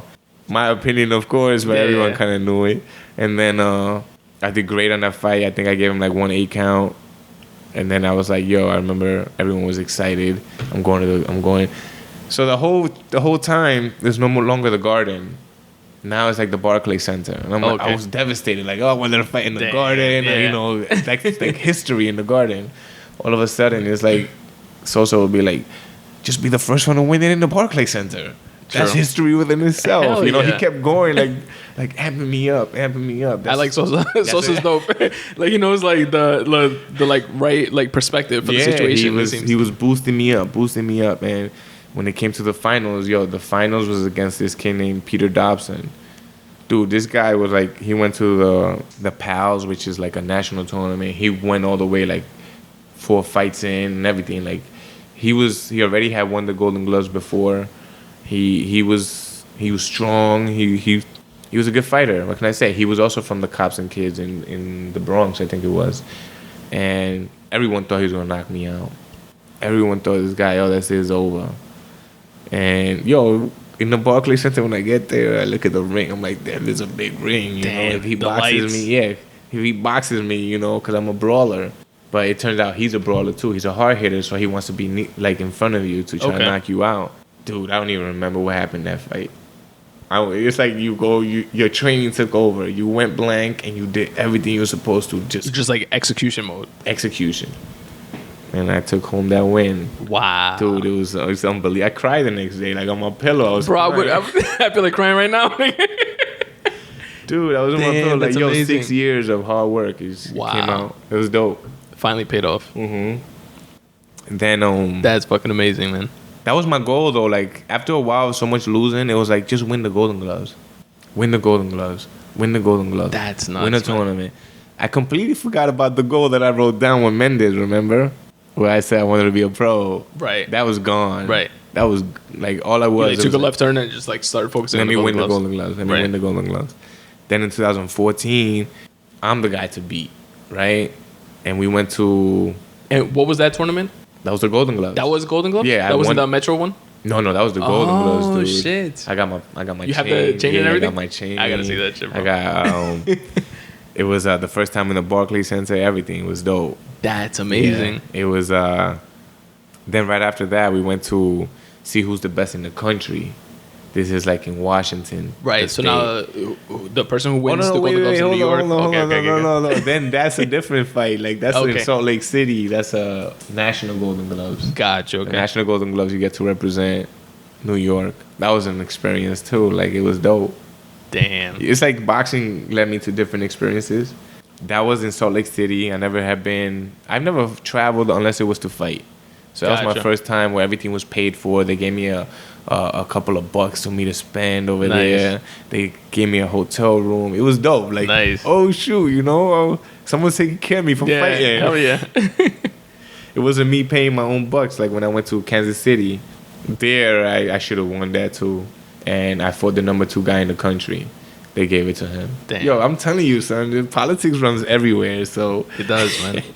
his name was, I can't believe I still remember these names. His name was Tony Losi, dude. And I remember I should have won that. And the guy went and complained, like, yo, this is the most absurd scoring I've ever seen. Like he beat me by a number that shouldn't even happen. Like, I should have won that. And they were like, no, he won by this amount of number. Like, the way they scored it. Yeah. And he went and fought it, but they were like, no, he won. He lost the next round. Shit. And then that same year, I went to the Nationals. This is to see if you're number 1 in the country or not. Okay. The Golden Gloves National. No, this one's called the Nationals. Oh, okay. This is for you to be like number 1 in the country. Okay. The Golden Gloves is a different tournament. Gotcha. So the Nationals is just the best of the country go and fight in that tournament. Damn. The other one is the best in the state for the Golden Gloves. Gotcha. This one is okay. the best for like Team USA. If you win, you get a chance to go on Team USA where everything goes. Like Team USA Olympics? Team USA, you fight for the country. Wow. This is dope. So if they send you to Bulgaria, or they send you to fight in Africa, or they send you to fight in Europe somewhere, Gotcha. Okay. it's free. It's Team USA. Wow. They pay you a per diem. They train you in the Olympic Training Center. It's dope. That would have been amazing. Damn. And I remember fighting this guy. At that time, you ever heard of Clarissa Shields? Yeah. So She's actually starting MMA now. yeah. Yeah. I think she had her first fight already. Oh yeah. Yeah. So that was her boyfriend. She's like the Mayweather of yeah, like MMA. basically of women. Oh, yeah, boxing. With women. She I was fighting her boyfriend at the time. Damn. And dude, I destroyed. I cut him above his eye. Over there, like in the Nationals, you wear no headgear. Oh, shit. So I cut him above his eye. The coaches were his coaches were mad. Like, he lost. His coaches came up to my coaches and they were like, I'm sorry, you should have won that fight. Damn. That's insane, dude. And then from there I came back and they called me to fight the 2014. Me and my friend got laid over on a flight in DC. And then they were like, oh, you're fighting in the Golden Gloves on Tuesday, like 2 days after. Okay. Shit. No time to rest, nothing, whatever. 2014, I went all the way to the finals, beating Gledwin Ortiz, the guy who beat me in 2007, Right. in the Yeah. semifinals, dude. That had to be like... That was like redemption. Yeah. Oh, yeah, redemption. And then I beat the number 2 guy in the country. And like in the quarterfinals, I beat him. Like, imagine you just beat the guy that's ranked number 2 in the country. That's nuts. I felt like, I felt like sometimes like because then I lost in the finals, and I feel sometimes like the silver gloves was the real Golden Glove. I fought better experienced fighters. Like, I fought like you tested yourself. Yeah. And I beat some of the more experienced fighters, and the finals turned out the other way, but whatever. I fought a kid that's been fighting since 7 years old. Damn. He was good. He was like, he's good. Right now he's pro. He's doing good. Hey, but I got a gold and a silver. That's awesome, bro. Yeah, and then from there my coach was like, what you doing now? He's like, let's go pro. And then, it's funny because I wrote that down, When you were at Mendes. Like, way back that's when. 7 years ago. And then now it came to fruition. Wow. And we fought pro. How does that process work? So, like, what requirements do you have in order to go pro? So that's the thing, right? There's no requirements. It depends if you want to go pro with one fight or no fights, you could. It depends. But though, you like, just get your ass kicked, basically. yeah, you're gonna get your ass kicked. To me, it was I had certain like goals I had accomplished even to attempt it, because now you know your experience level. True. So I remember, I don't know, what was it, like June 21st was my first fight in 2014 as a pro. Your first pro. Yeah. Damn.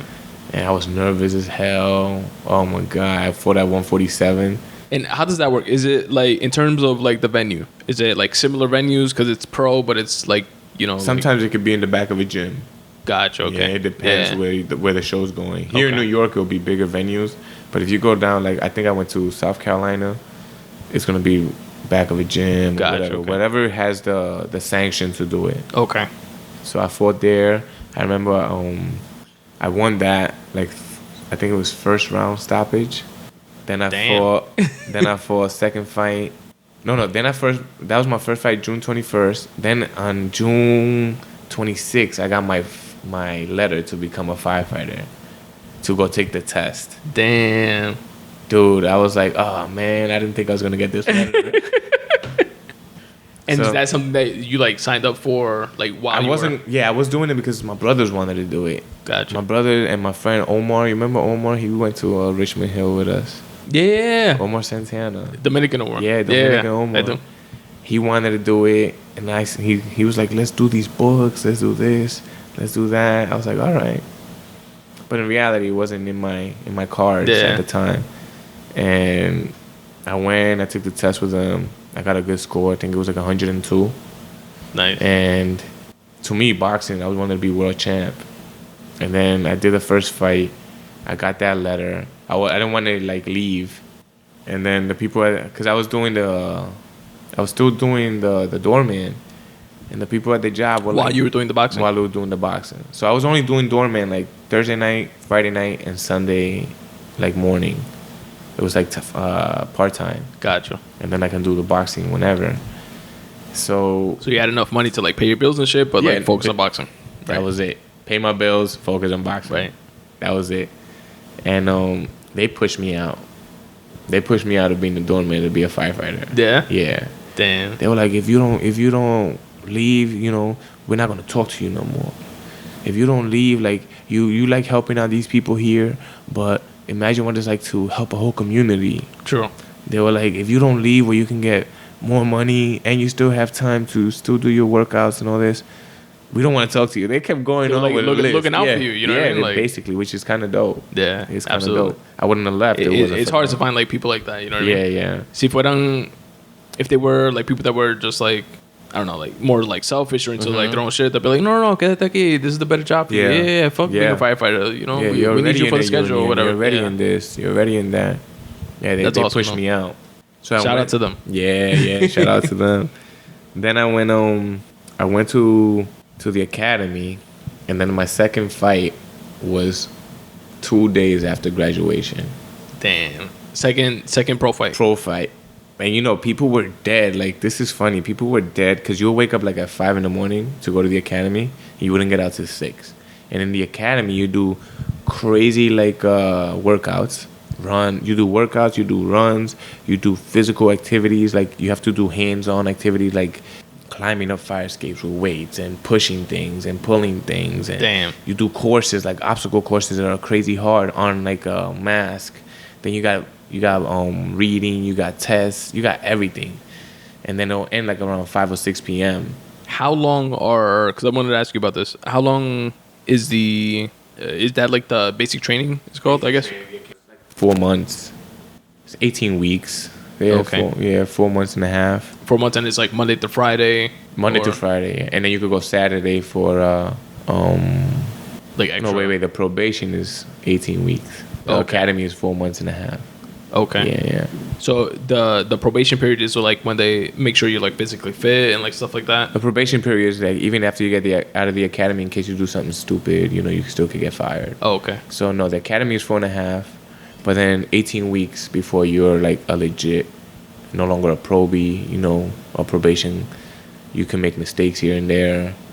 And during that 4.5 period, like you're still going through like the tests and physical tests and mental. They test you on a writing test. Yeah, they test you on a writing test like every week.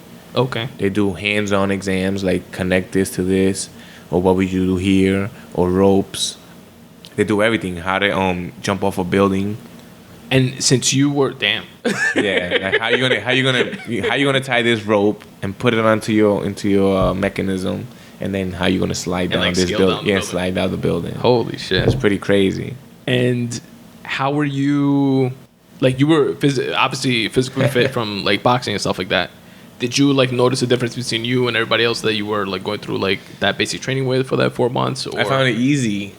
Everybody was finding it tough and this, but after I would do the 4 or 5 out, like I get out at 4 or 5 p.m., I'll go to the gym because I knew my fight was in November. Damn, yeah. So they were like, I can't believe you're going to the gym afterwards. I'm like, yeah, I'm going here to Flatbush, which is like an hour and a half to get to the gym. Damn. And then do my training and take another hour to come back home and wake up again at 4 in the morning, 5 in the morning. And they were destroyed by the time, the day was over in the academy. And I was actually using the academy as like a pre-workout. I was using it as my camp. Yeah. This is my strength and conditioning camp. True. So it was, I guess, beneficial to my second fight. Yeah. How did that go? Dude, my second fight, I think I graduated on, I think it was a Tuesday or a Wednesday. And then my fight was on a Friday. And then what happens is you got to go to, there's no transition. Once you graduate, you go into work. Oh, shit. They put you in a firehouse and you go to work. Do you know already at that point, like, which firehouse you're going to? They tell you, like, 2 days before or 1 day before. So we graduated, let's say, I think it was on a Wednesday. And they told us on a Tuesday where we're going. Damn. And then I go to the firehouse I'm going to be. And I tell them, oh, by the way, I can't work on Friday, which was when I was supposed to work, dude. They were like, who the hell is this kid telling me he can't work? Today's your first day, you don't get days off. Yo, he was like a lieutenant colonel in the army. Yeah. So he went off on me. Like, I was like, oh, by the way, this is the head DI. This is the head drill instructor's number in case you need it. I don't need to call nobody. How can you tell me what to? I was like, oh my God, I don't even ever want to be here no more. I know. You're like starting off on like the wrong foot. And then someone else stepped up for me. They were like, oh, I'll work for him if he works for me here. I was like, all right, yeah, sure. Damn, nice. And then that was in the Racino, in the casino, like in the Rockaways. Oh, okay. I fought there, and I won that fight too. Nice. That was dope. That was dope. And then I had another fight in 2015 while I was a probie. Everyone was calling me crazy in the firehouse. Yeah. And then I had one more in 2015 as well in the casino in Reno. It's upstate New York. Oh, okay. Yeah, it's upstate New York. And after that, I noticed, like, this is when I'm already a firefighter, in the fire department.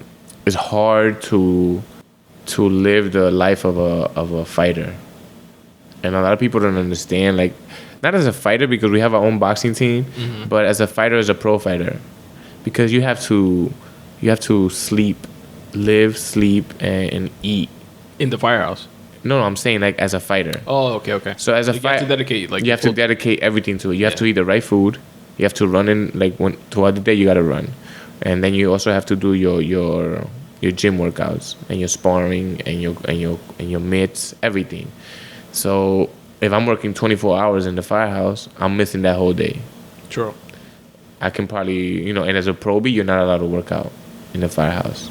Damn. It's a certain thing, So what am I going to do? Miss a whole day and then the next day I might have to work again. So I'm missing that day too. Yeah. It's like you're setting yourself up to fail. Like setting myself up for fail. So I think in 2015 I lost. That was my fourth pro fight and I lost it. And the reason I lost it was I couldn't go under 150 pounds. My fights are 147. Damn. So the way the weight works is you're at a certain weight and you work crazy to drop your weight. But then there's like a boundary that you can't pass. You can't you can't break it. Right. And then you keep working. Yeah, you don't eat. You don't do water, anything. Put on the garbage bag. Nothing. Sauna. You stay there.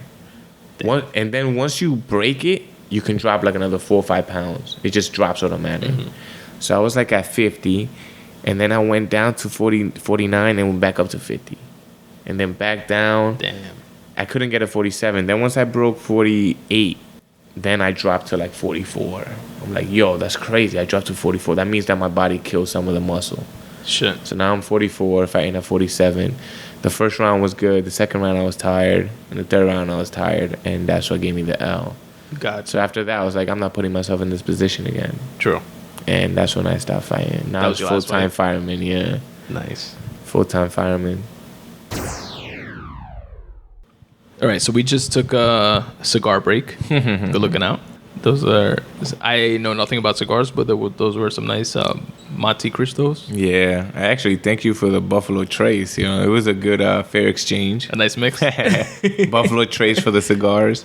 I'm looking right now at the silver and the Golden Gloves chains, which I took pictures for. Anybody listening to this, you can go to the website, spuntoday.com/podcast/187 is going to be this episode. And you guys can take a look at all the pictures that we took for this episode. And as well as my Instagram at spuntoday.com. I'm going to post a bunch of them. But they're fucking dope, man. Amazing. Yeah, what's crazy is, right, like they stopped giving the chains out. So you no longer have the chain. Oh, really? Because the chains were like patented with the Golden Gloves by the Daily News. You know, Daily News ran them all the way from way back when, like the 40s, 50s, 60s. Oh, okay. And then they're no longer like Daily News. So now people get like belts or rings. And this is only a New York thing. So if you fought like Louisiana Golden Gloves, you got a belt. Gotcha, you can't carry a belt. But then all of a sudden you walk anywhere with this chain, like, damn, this guy was a Golden Glove winner. Like a Golden Glove OG. OG, yeah, basically. Nice. That's awesome, man. So now we're going to transition to, or speak about your transition from going from the Golden Gloves, and, you know, you were fighting pro, but you were also, you went through the FDNY leg training and stuff like that. So tell us more about that, like your transition between the two. Yeah. Even though you still fought like 4 pro fights while you're still in the FDNY, but your transition into like that and beyond. Yeah, so after I came out of the academy, you go to certain different battalions in different boroughs. So a battalion will be like 4 or 5 different firehouses, and then they're run by like a battalion chief.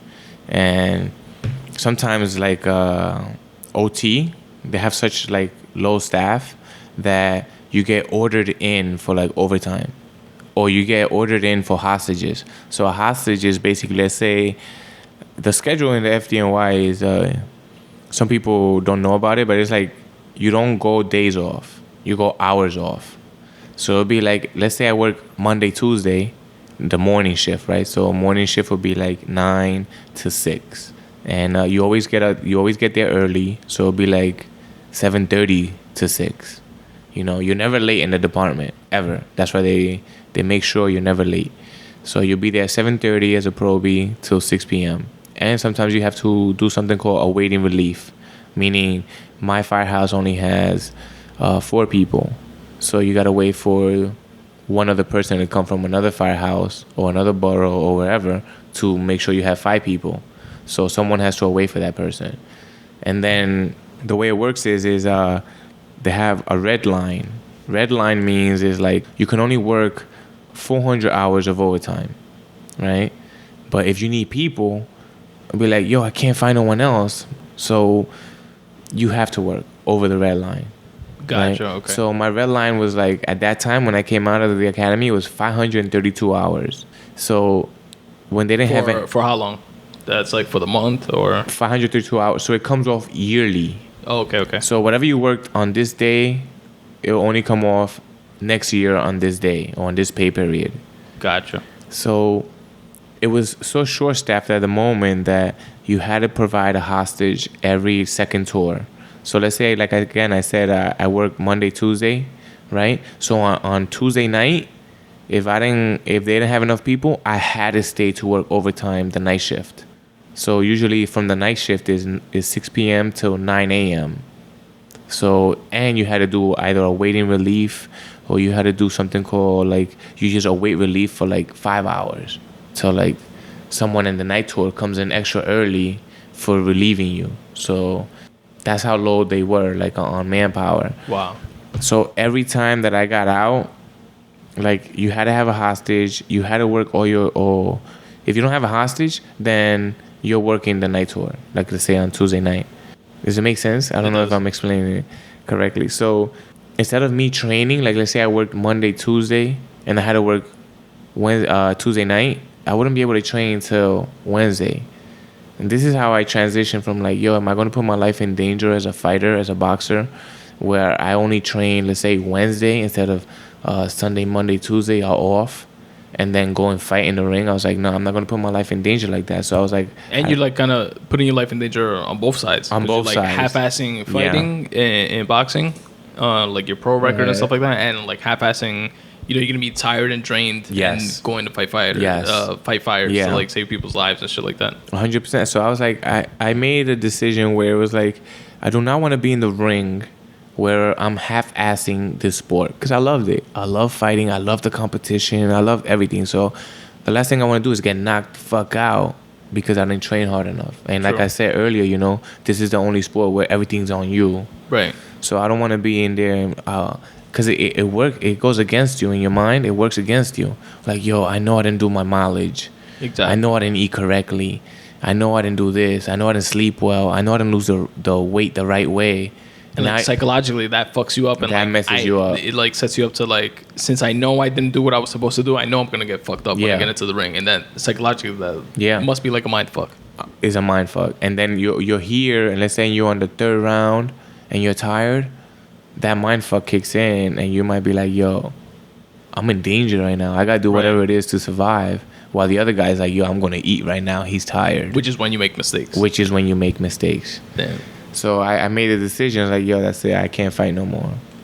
And I did everything just straight for the fire department at that time. Right. Which is, it was hard for me because, I had, in my head, I want to be a world champ. Right.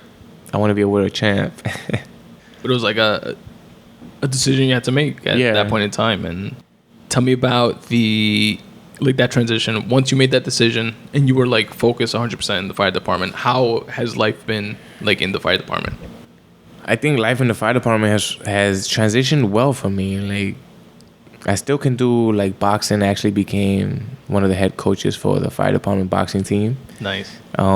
Which lets me like give to the newer fighters or the new firefighters, hey, this is what I know. Let's win. Because I love winning, man. I really love the feeling of winning. I love that if you put in the hard work, and you put in the hard work and you win, there's no better feeling. Yeah, man. There's no better feeling than that. So I love the fact that I can still coach boxing in the fire department. And then after I finish training, I usually do my own workout. Like other gyms, like certain gyms give us the opportunity to train in there for free. Like, because you're part of the FDNY. Because you're part of the FDNY. And I love that about gyms. We usually give, like, when we throw shows, we always shout the gym out. And hopefully, if we can support the gym anyway, we do. Nice. And that's pretty, you give and you take, which is... But on top of that, it's like besides boxing, I became a member of the FDNY running club, which kind of helped me accomplish one of my dreams. Like, so another dream. So it's crazy because it's like boxing, being a pro fighter was a dream that I forgot about, but Golden Gloves was a dream. And then that happened, and then the pro life. And now one of my dreams since I was younger was running in Boston, the Boston Marathon. Oh, yeah. Dude, Boston Marathon is not for punks. They don't let anyone in. You have to actually qualify for it. And running for the Boston Marathon is like, you got to run it under 3 hours. So that's like under like 650 a mile. So you got to do every mile at 650 pace. Shit. Which is crazy. And through the FDNY running team, had this coach named Shane McKeon. He gave me a running plan, and I was able to do it. It was crazy. And it was crazy because I ran like a half marathon at 1:28, 1 hour and 28 minutes, which is the number of my company.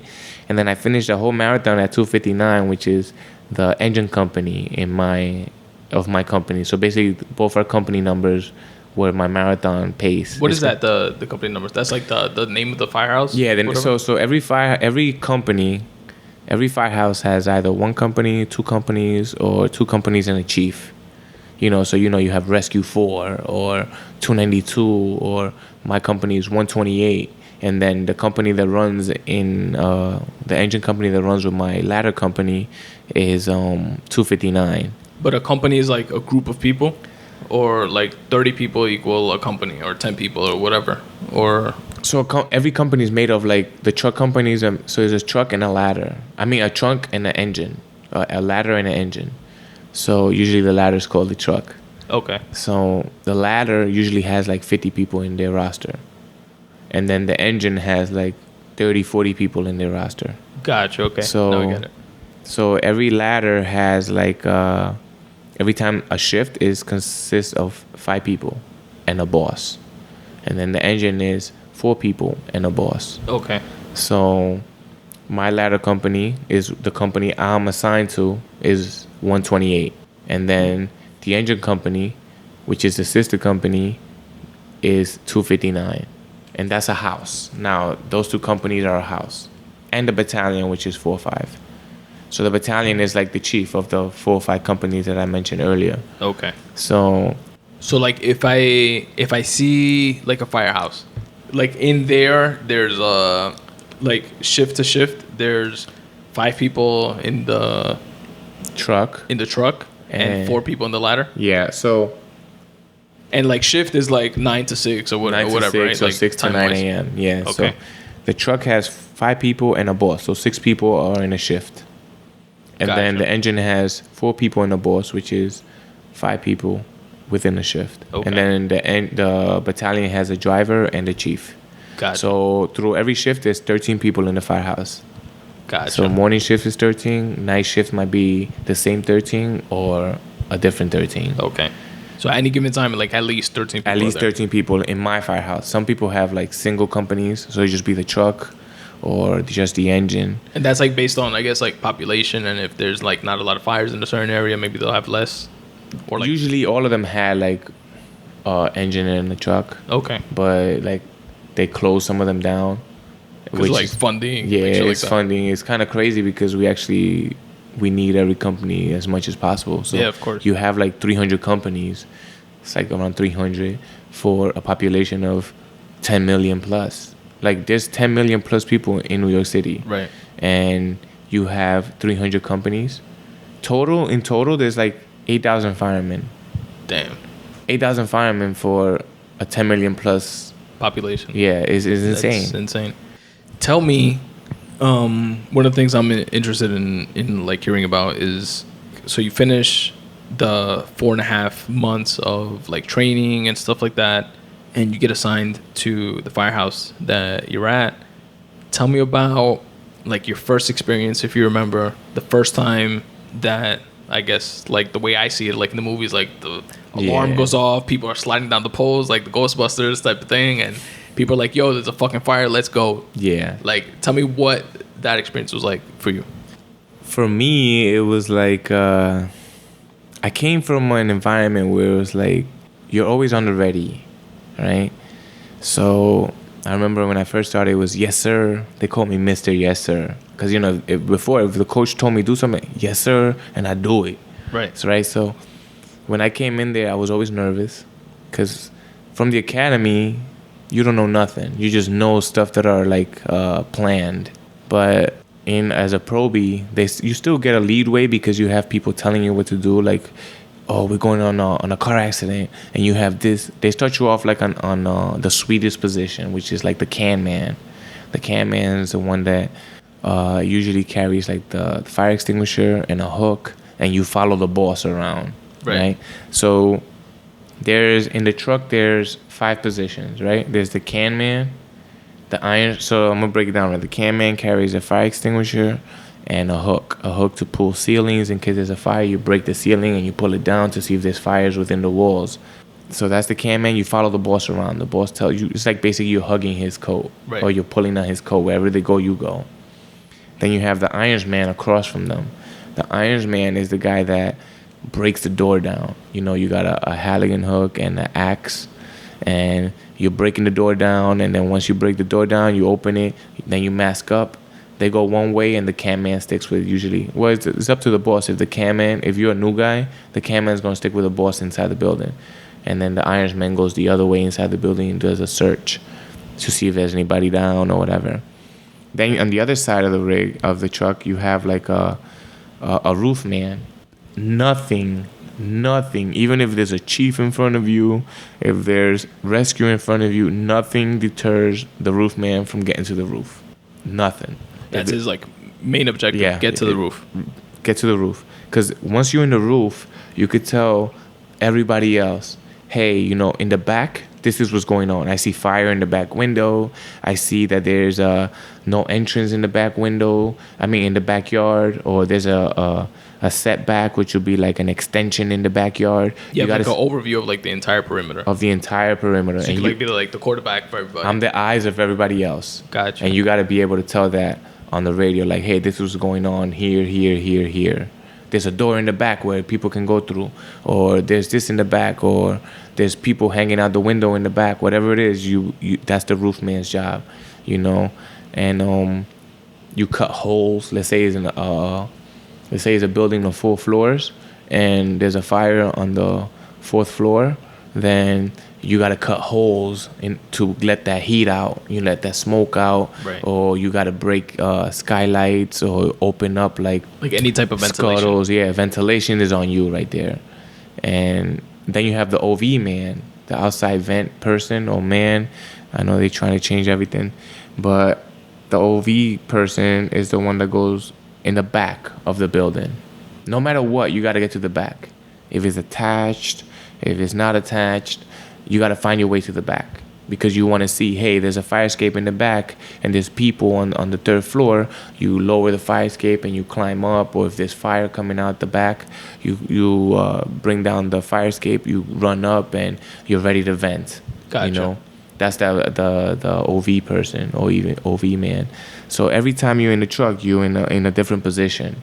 All shifts. Every time if there's a call today and there's a call tomorrow, you might be the OV man one day and you might be the roof guy another day. Roof, iron. So you got to know the whole... Like each position. Each position, you got to know what your tools are, where do you go. Like, you're on your own most of the time if you're on the outside. If you're on the inside, you're with the boss tells you, or the lieutenant or the captain tells you, hey, break this door down, or do this. But on the outside, you got to know what you got to do on your own. Gotcha. And then that stuff, you learned that during that like 4 month of like training? You do it in the academy. Each position? Yeah. Okay. So the thing is, everything's planned in the academy. Right. And then they're like, all right, here you go. Here you go. Now you're in the open. World. Yeah. Now let's open everything season, you study, yeah. like go do it in real life. Now you gotta start thinking on your own. Right. So when you first come out, you start off in the can. And then little by little, you go do irons. Once you drill all the time inside the firehouse. How do you break this door? What if the door is inward? Like if it opens inward? What if it opens outward? What if you can't open it because the space is too tight? What if the door has like a bar that doesn't allow you to break it in, which usually happens now a lot. So you train little by little, and then they're like, all right, you can get the irons today. And then once they feel more comfortable, all right, you got the roof today. Or the OV today. So it all goes on as much. And that's like the boss or whatever the firehouse like makes that decision, right? Like you're good usually enough to this. Yeah, usually it's the senior man. Okay. The senior man tells you like, all right, man, you can, let's give you some experience on this position. Nice. Let's give you some experience on this position. Usually if it's like the OV, they'll be like, all right, you got this on the day tour, which is the daytime. Because, it'd be 3-4 in the morning, you get something and be like, oh my God, I don't know what to do. It's like dark and it's like dark. that much harder, right? It's way harder. So they try to ease you into like, hey, let's do it in the daytime. And then while you're in that tour, they'll be like, all right, well, like you're the first do company on 2-floor regular house, like a private dwelling. Mm-hmm. Where do you go? What are your tools? And stuff like that. And little by little, you start just getting everything in your head, and then as time goes on, you're like, all right, I know what to do. I got the OV. Gotcha. Or I got the roof. I got whatever. And like when you're like in the firehouse, but like when there's no fires like going on and stuff like that, you guys like practice this stuff like in there. Like you have like certain drills. You always drill on everything. You always drill like on. So we're by highway. Mm-hmm. So we drill on airbags. Airbags are like, let's say there's someone crushed, you know, on a train or whatever. You have these airbags that, you know, every position gets a certain tool. And all right, well, you're in this position, and let's say, is this, what are you doing? What are you doing here? What are you doing here? What are you doing here? And then if it's like, let's say, a commercial building, which will be like a store, a deli, then what are you doing? What are you bringing? What are you doing? And if it's a deli, and then on top of the deli, which is a lot in New York, Residential. It's a deli, and then on top is a residential area. What are you doing? Where are you going? What are you bringing? And so you're always drilling. You always want to feel comfortable in the position you are with all types of buildings. Right. With all like different types of scenarios and stuff like that. So is it like you guys are like in kind of like a classroom setting, like inside the firehouse? It's just guys talking. Oh, okay. It's just people talking. So you like around the table like this, and you're like, all right, in this situation, what do you do? Not even. It could be just, it would just be me and you in the kitchen. And I'd be like, yo, Tony, okay. what's good, man? Yo, so I'm driving today. And if you're the OV, like this happened to me recently since I started driving. Mm-hmm. So it'd be like, yo, you're the OV guy, you're the OV person. And, we pull up to a fire. I just want you to know that you can't leave until I let you leave. So usually when you pull up to a fire, the truck has these things called outriggers, right? When you pull out the outriggers, it's like two things that come out the back and then lift the truck up from the floor, the wheels. Okay. And then when you lift the truck up, you're allowed to control the huge ladder. Gotcha. Right? But what happens if I'm in a fire and I pull up and now there's a car parked here? I can't pull it all the way out. And I gotta be like, yo, Tony, am I good? Am I like hit the cars? And And do I clear the cars with my tormentors or outriggers? And then he's like, you say, yeah. I was like, all right, cool. I put it, but then some people don't know about that, so it'll be like, yo, they leave, and I'm like, oh man, I'm screwed. So when we're in the kitchen, I'm like, yo, we talk about that. Gotcha. And that's how you learn. Usually, you just speak with people, and hey, what happened if we get to this situation? What are we doing? It's like. Damn, that's awesome. It's that's how you get to bond better with people. Right. You want to know, if I'm in this situation, how do I handle it, or how would you handle it? And then I learn tips from you. Right, and you get to know, I guess, like your coworkers in that sense. You know what I mean? And people that are like better to work with in certain situations versus others and stuff like that. Yeah, 100%. You create bonds and like trust. Damn. It's So it's not like a classroom. Sometimes they do like classrooms and everybody joins in, or you do like a drill where everybody comes in, but you don't have to. Right. You can just automatically just do it, just me and you. Right. You can have like an impromptu conversation. Yeah. Or let's say I'm a probie and I'm on the can and you're on the iron, you'll be like, hey, just know that if we go to a commercial building, and again, like a laundromat, or a big like building that does parkings for trucks, right? Those things are huge. So I'll be like, yo, just remember that if we get one of these calls, bring the search rope, which is a rope that you tie it around something and you just go in and you're always holding the rope because you don't know how big the building is. So you're always holding on the rope, and if you got to come back out, you just follow the rope back out. Gotcha. Because fires is insane. A lot of people don't know this, but when you go into a fire, it's like putting your hand over your face, over your eyes, and it's completely black. You're like going in blind. And then you know how it is, like in your house, like if you look at my apartment right now, it's totally different setup than your apartment. Right. So let's say if I was to come in through here, I'm doing a left-hand search, I'm coming around the couch and all this on my knees. But then what's the other person doing the right-hand search? He's going to the other room over there, the bathroom, the kitchen. It's a complete different experience. And by left-hand search, you mean like you literally have your left hand on the wall. You never let go. You never let go of the wall. And the right-hand search is doing the right side. Yeah, because you don't see anything. And the purpose of that is like you can't see anything, and you're feeling around to like see if you see people or like where the fire is, I guess. And you see if you feel people because you can't really see them. So True. you have your hand on the wall, you put your other hand on the outside, and you're looking to see if you see or you're feeling to see if you feel a body or whatever. And then if you see like a red glow in the entire darkness, be like, oh, the fire's over here. True. And then you call, hey, the fire's over here. You know, bring the water to this area. Right. 'Cause that's important because you were telling me before that there's like generally, correct me if I'm getting this wrong, but like two different cars. Like one car, like the first truck that goes in is doing that search, left hand search, right hand search, and you're reporting back to the second car that has the water. Yeah. And saying, yo, the fire's in the left hand side, living room, whatever, and then they come in with the water and stuff like that. So right, there's car. Oh my goodness. Or truck. Yeah, truck. if you call the engine, which is the one with the hose, if you call a little truck, oh boy, you're getting annihilated. Yo, give me 50 burpees right now for calling. Apologies in advance. For calling my engine a truck.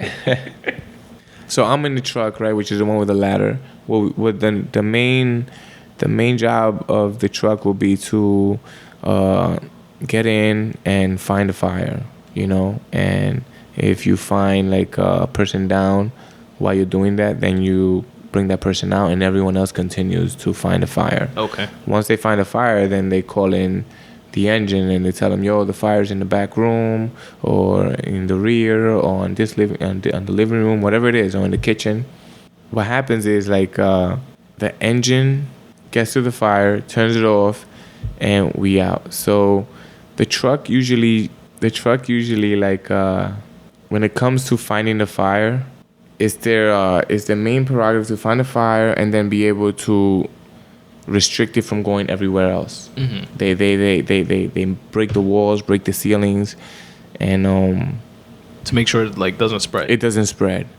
Yeah, once you stop the spread, then the engine just continues washing it down. Usually, if you're on the third floor, fourth floor, I'm sorry for the guys on the floor below because it's gonna be drenched in water. Damn, yeah. I mean, you want to stop it, right? Yeah. At that point, it's like stop the fire at all costs. Stop the fire at all costs. You're not worried about like property damage or like anything like that. It depends too. Like, let's say if the houses are attached, mm-hmm. then you really want to stop it because there's a main thing. Like, if the houses are attached, there's a thing called a cock loft, where it will be on the top, right on the top, right before the roof. There's a thing called a cock loft where they're all combined. All the houses are together. So if it gets into that, it's going to get into the other house. Fuck. So you really want to stop it before it goes there. And at that point, it's like our job is, break the ceiling here, make sure there's no, and then the engine shuts it, shoots the water there, make sure there's no extension. Damn. Is there... This is gonna sound like a stupid question, but is there like, well, I guess that's what the fire hydrants are for, right? I'm thinking like, is there a situation like where the truck runs out of water, like a trunk, the engine has a certain amount of water. The engine, right? Yeah, the engine carries like 500 gallons of water. Oh shit! Automatic without no hydrant. Okay. But the main thing is like the engine runs out of water so fast because they do like so many gallons per minute that it wouldn't last 3 minutes. So wow. The number one thing is to connect to the hydrant. Oh, okay. So somebody's like dedicated job to once we get there, go automatic. To the hydrant. Automatic. Gotcha, okay. Control. They check the hydrant, and if the hydrant is good, they connect to the hydrant. Sometimes the hydrants aren't good, and then you have you call this code called 1070. Which it means, I got no hydrant water. And then the second due engine company, which is they have to find another hydrant. That's their goal. That's their objective. Find that hydrant and then connect to that hydrant and relay the water to the first due. Oh, wow. And that's how you get the water in there. That just like complicates shit like even more. Always. It's always complicated. Sometimes the hydrants are frozen. Sometimes the hydrants don't work. That's insane. When we're not going into fires, we're checking hydrants. Gotcha. Okay. We're checking, all these things, make sure that they all work. Right. So that's another question I had. So people have, and myself included, have like an idea of like firefighters that, they're like chilling, hanging out, playing cards, like in a firehouse, not doing anything. If there's a fire, which we as people like just living in a residential area, hopefully we don't like see fires every day, like in houses. So I feel, at least, I don't want to speak for other people, but to some extent you have like in the back of your head, oh, like fires just happen once in a blue, whatever. They're not really doing anything. But like in those times when you actually aren't responding to like fire calls or like 911 calls or possible fires, or like it smells like gas or like things like that, you guys are doing like certain things like that to make sure, like checking fire hydrants and making sure that when you do go to fires, like I guess that's like the purpose of it, to make sure that fire hydrants are working and like certain compliance things are like in place to make sure that when you do go to a fire, like you don't have that like situation, or at least you minimize that as much as possible. So there's other shit that you guys do besides just like literally fight fires. So one of the main things we do is called building inspection. Anything above 2 floors, we are allowed to inspect. So if it's a company or even a 3-family residential, we inspect and then we write this down on the computer. And when we write it down on the computer, it will tell us like, oh, this is a 3-family, the boiler's in the basement, there's an elevator, there is a backyard or whatever it is, And what we do is we put it into like a form. That form now comes into the truck or into the engine. It's called SIDS. So what it does is once the call comes in, it will tell you, this is a commercial building, or this is a commercial building. Like let's say you get the public storage, right? That's a commercial building. Mm-hmm. It's 6 floors. They got 2 elevators. They have a basement with a boiler in the bottom. They have HVAC system on the roof. They have cell towers on the roof.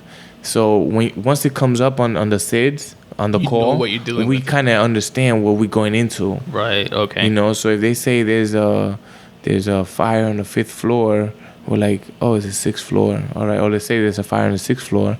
We'll be like, oh, there's a 6th floor commercial space. We know there's cell towers. We know there's HVAC systems. So that means there's mad weight on the roof. So we have a certain amount of time before this might collapse or whatever. And so we kind of do that while we're not on a fire. Gotcha. We kind of write everything down, And it like works together, like plays into each other. That's awesome. Of course. That's amazing. I never knew that. You also ask, like, there's always a couple of questions that I ask whenever we do building inspection. It'll be like, what's the latest that a person's actually working here? Because if it's at 3 a.m, there's nobody working there. Who's the main, like, the main people at harm? Gotcha. It's us. Right. You get me? So we're not going to go all crazy knowing there's no one in there to save, or someone else might be, at a certain, that they need help. Right. It's us. How many elevators? Rule out as much. Yeah, you want to rule out as much stuff as possible. How many elevators are there? If someone is in there and it's 3:00, are there 2 elevators, 1 elevator?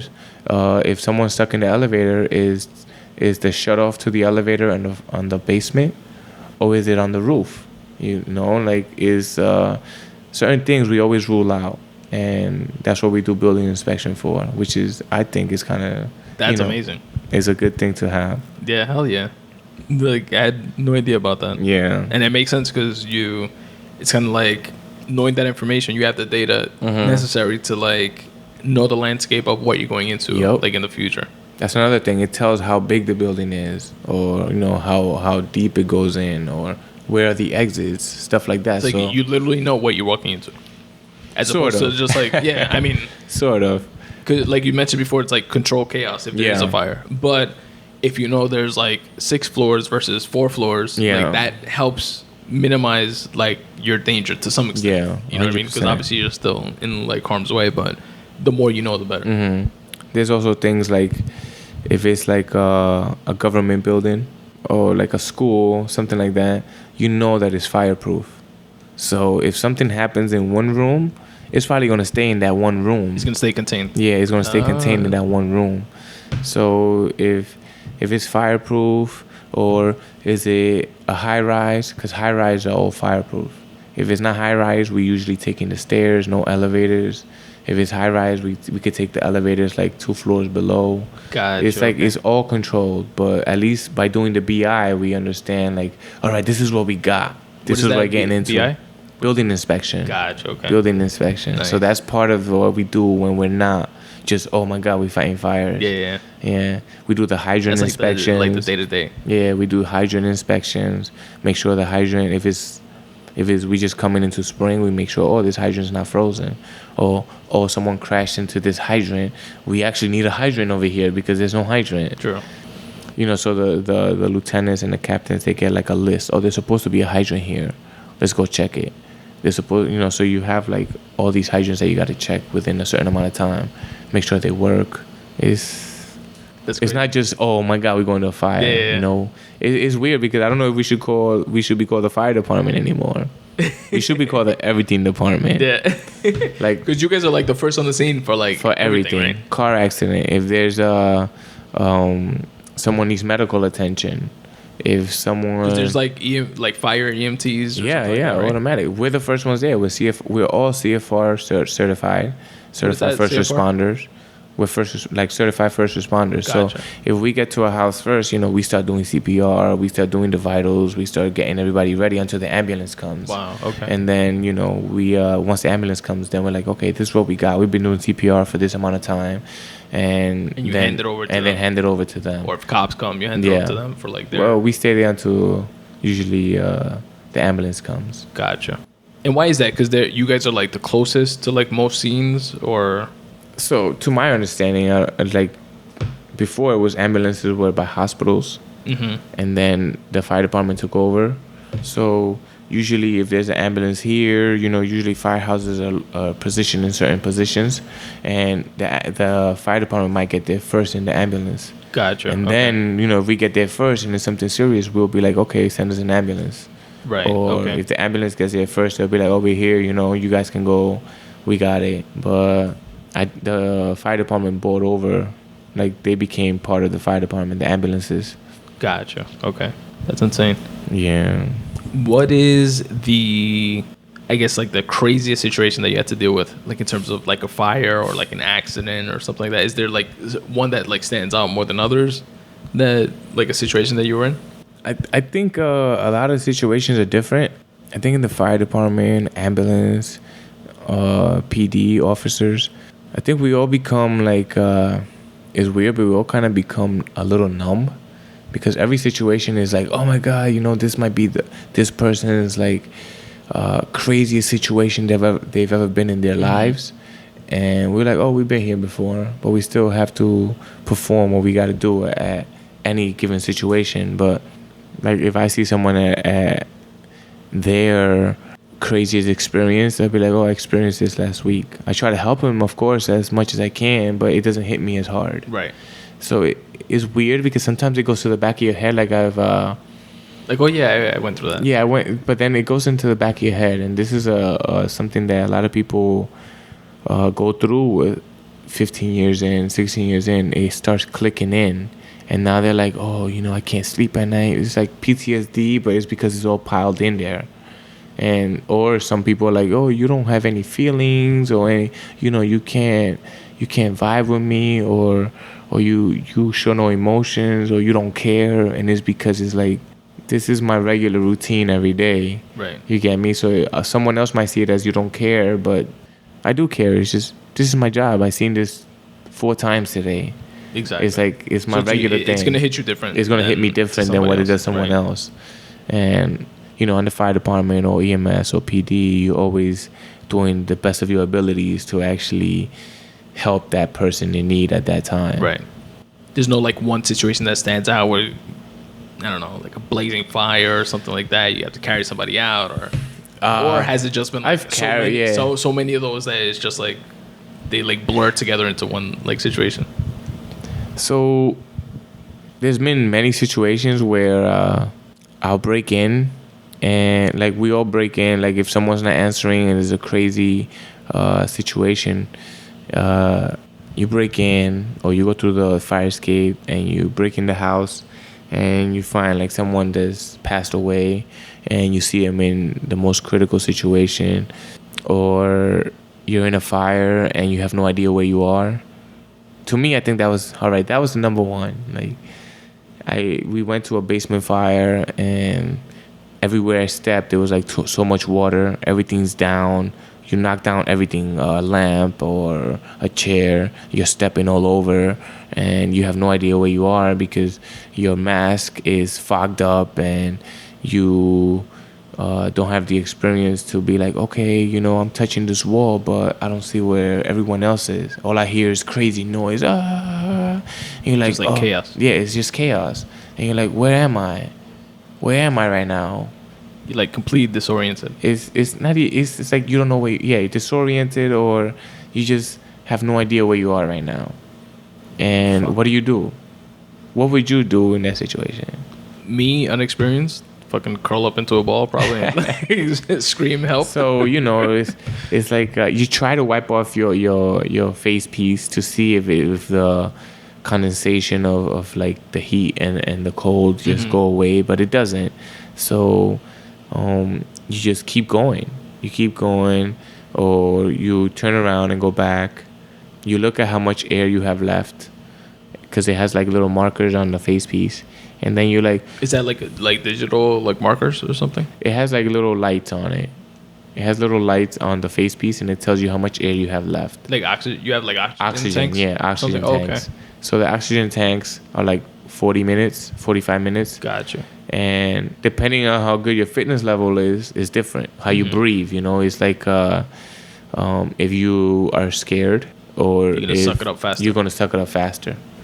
Usually, no matter what situation I'm in, I'm always like control breathing. So sometimes it's called overhauling. So it'll be like, now you're checking to see if the fire has extended. Everything's good. The water is on the fire.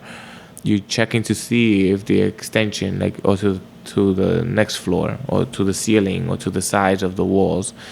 You're checking to see if the fire is extending. And I will always have my mask on. A lot of people take off their mask because the fire's off already, but there's still a lot of chemicals in the air. Right. And I will always have my mask on. I'll do all my overhauling with my mask on. And it's because I have good cardio, I guess, good controlled breathing. Right. And I will keep it on. Your boxing experience. I mean, even now, it's like my fitness, I don't lay off. I don't lay off at all. I always push as hard as I can.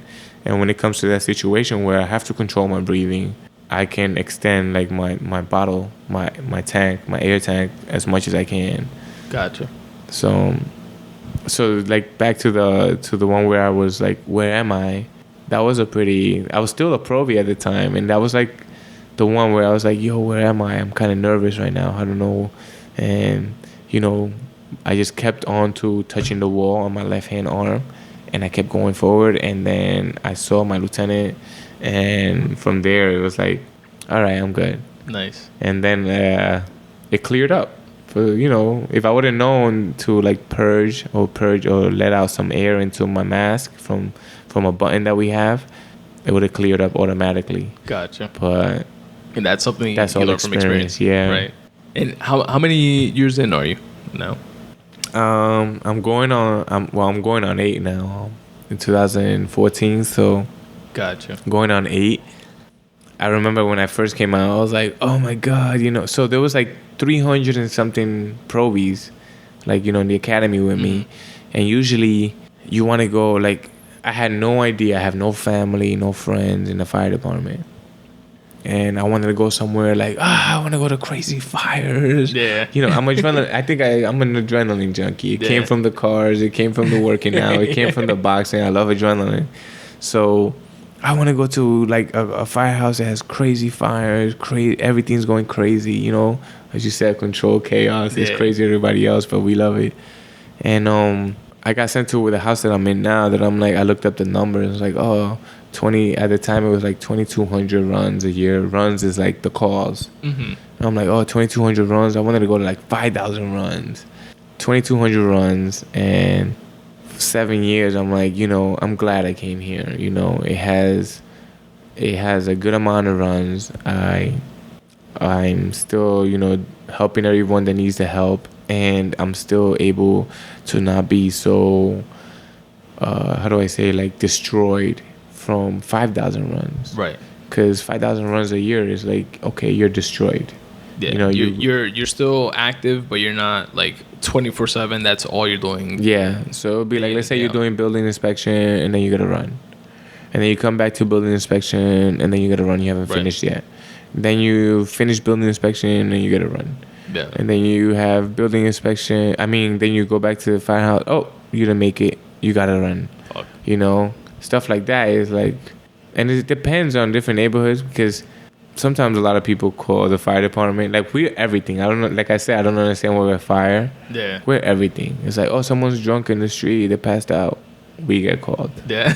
Someone is they smell gas, but it's really sewer gas.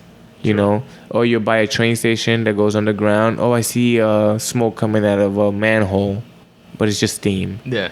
So it's like, oh my God, really? You call me for this? I could imagine. I actually called. I had one like personal experience with a fire department at my parents' crib.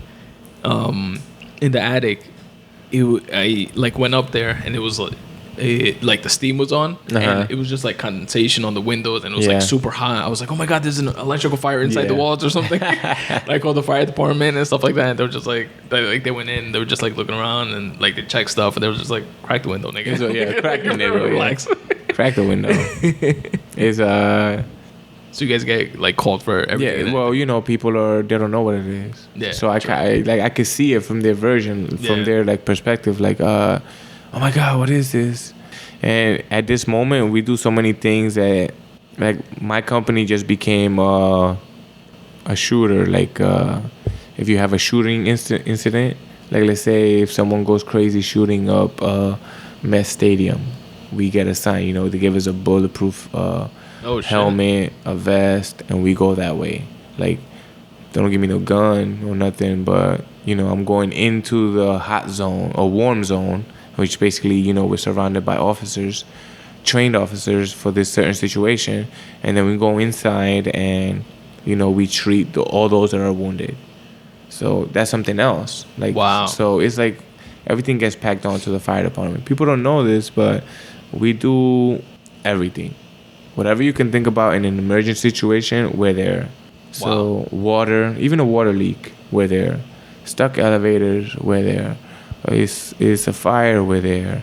If it's a car accident, we're there. If it's plutonium, chemical, biological, train accident, whatever it is you can think of, we're there. So, you know, it's like the first of the first responders. Yeah, it's not like we're like, oh yeah, it's just a fire, let's go. Yeah. So that's crazy, man. Well, thank you for me and for these Spun Today listeners being for your service.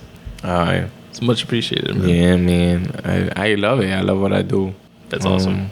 And I'm glad to be part of it. It's my fitness thing. I got another 13 years or 12 years to go. Wait, is it like I know like 20 years like no, it's actually 22 and a half, so I have more than 13. Okay. Yeah. I have more than 13. You get to retire? Yeah. Full pension stuff? Yeah. Nice. I'm hoping I can finish before. Yeah. I'm trying to do an entrepreneur thing now with fitness. Nice. Because I love fitness. So tell me more about that, like your fitness endeavors. Obviously, fitness has been like a big part of your life, like throughout.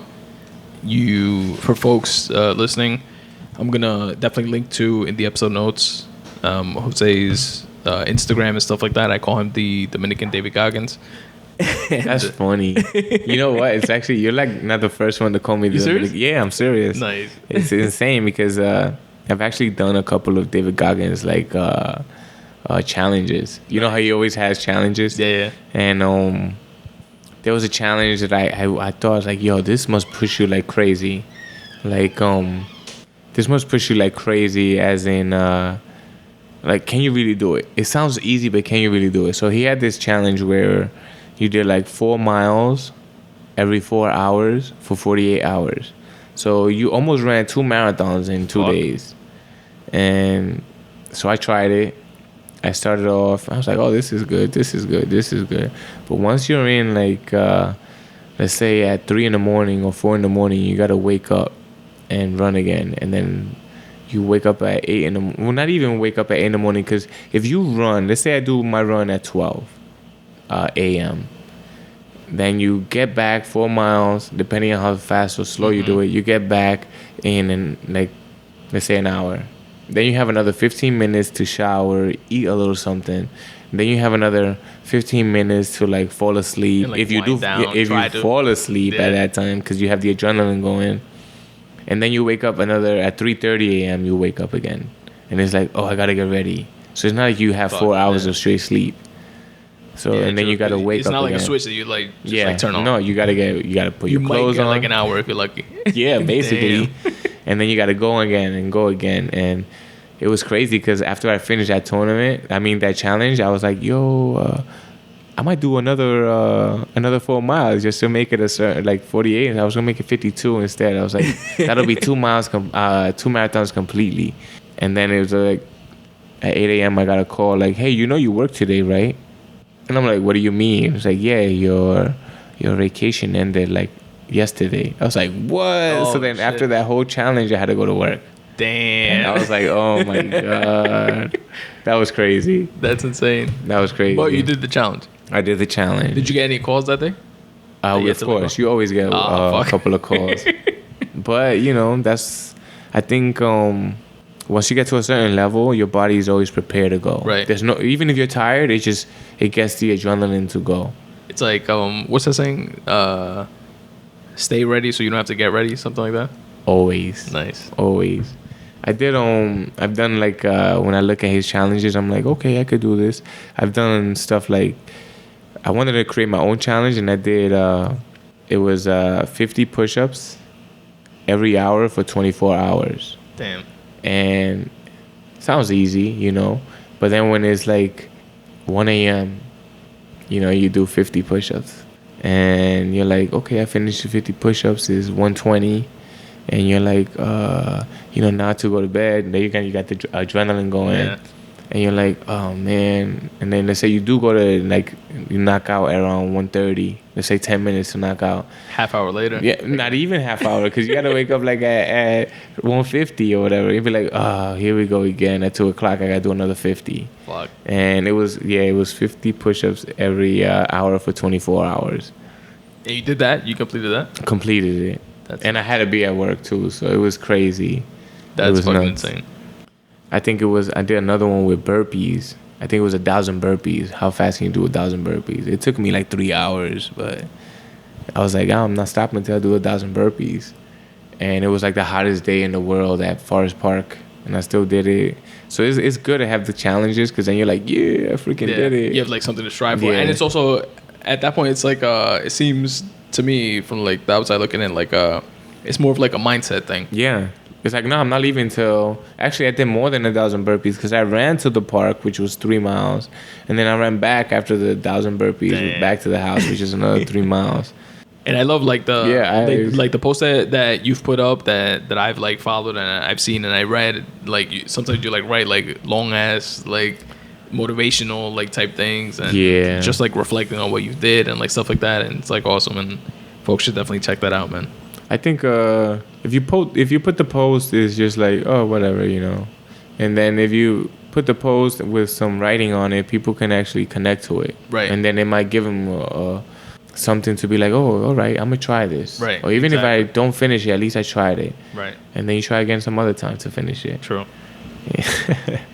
What's your Instagram? I'm gonna link to it in the episode notes, but if anybody's listening, it's at Dr. Fist, like Dr. Fist, all written out. It's funny, some people just know me as Dr. Fist, so when they see me, they say, oh, Dr. Fist. Nice. I'm like, yo, what's goody?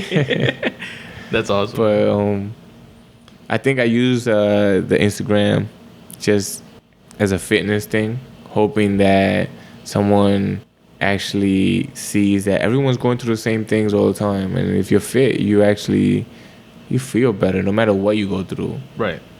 And no matter what, like we were talking about this before, like what walk of life you're into. Like you were telling me, like even if I'm into writing, like being fit and stuff like that, like the endorphins that release in my brain from working out and stuff like that will help me with being more creative. Or no matter like what walk of life you're coming from or what path you're coming from, like being fit is something beneficial to you, like no matter what. Yeah. Whether it's a physical thing or a mental thing or whatever.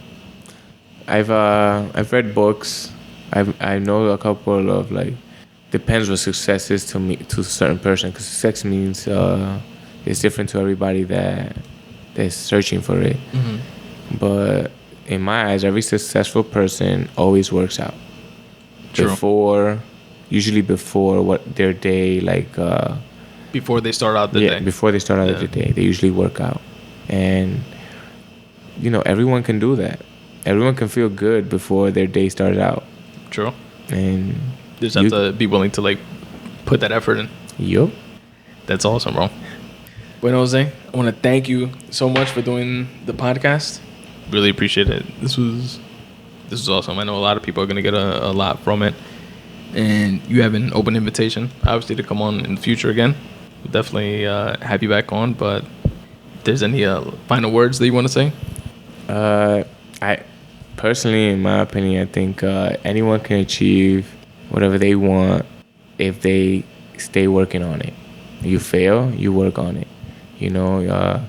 And if you succeed, then work on something better, because it was probably too light for you. So, and if you do succeed, then work on something else on that same realm.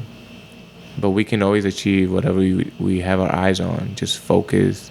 Nothing deters us unless you let it deter you. Well said, man. Yeah. Thanks again, bro. Thank you, man. I appreciate it, dude. That was awesome. It's amazing catching up with you, too. Likewise, bro. Thanks. And that's the episode, folks. How great was that conversation?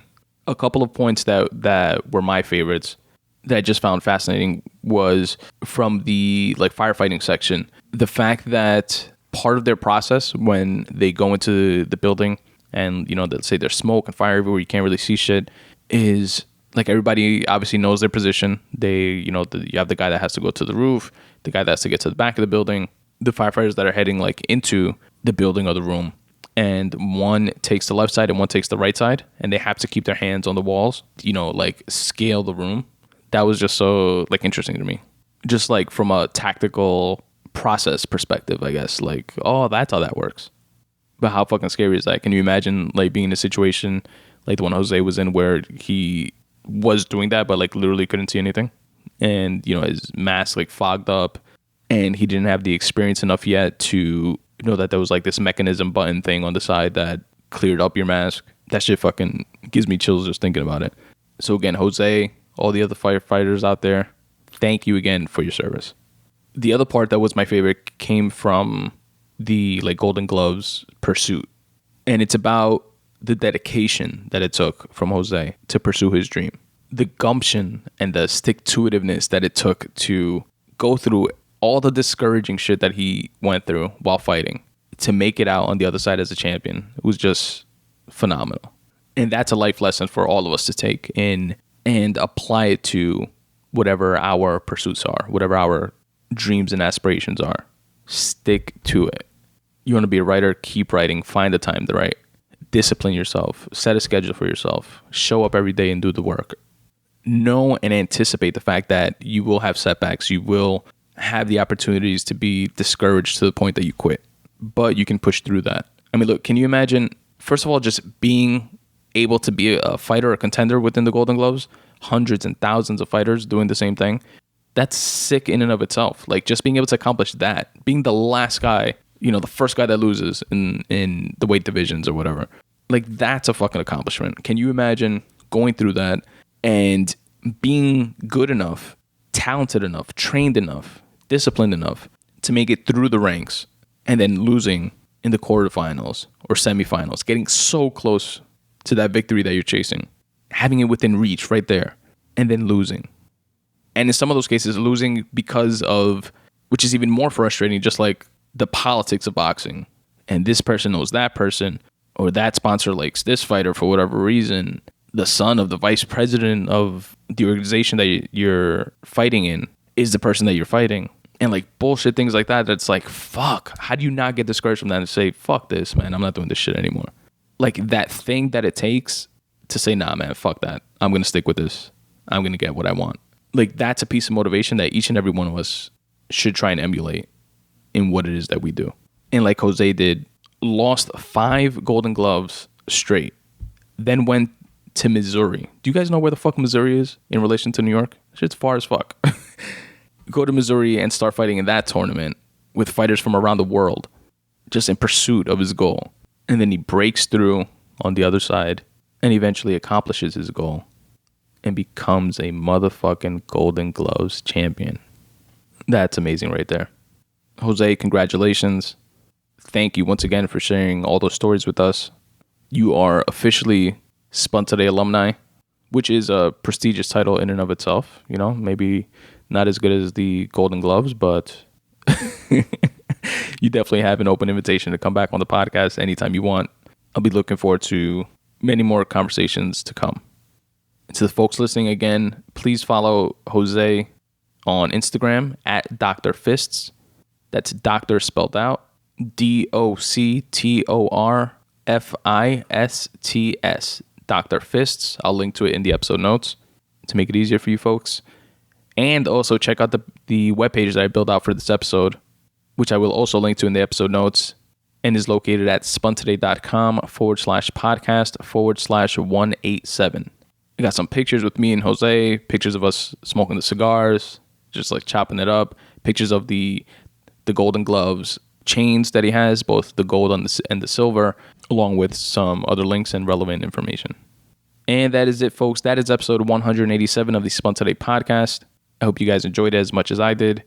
Please stick around so you can hear a bunch of different ways you can help support the Spun Today podcast if you so choose.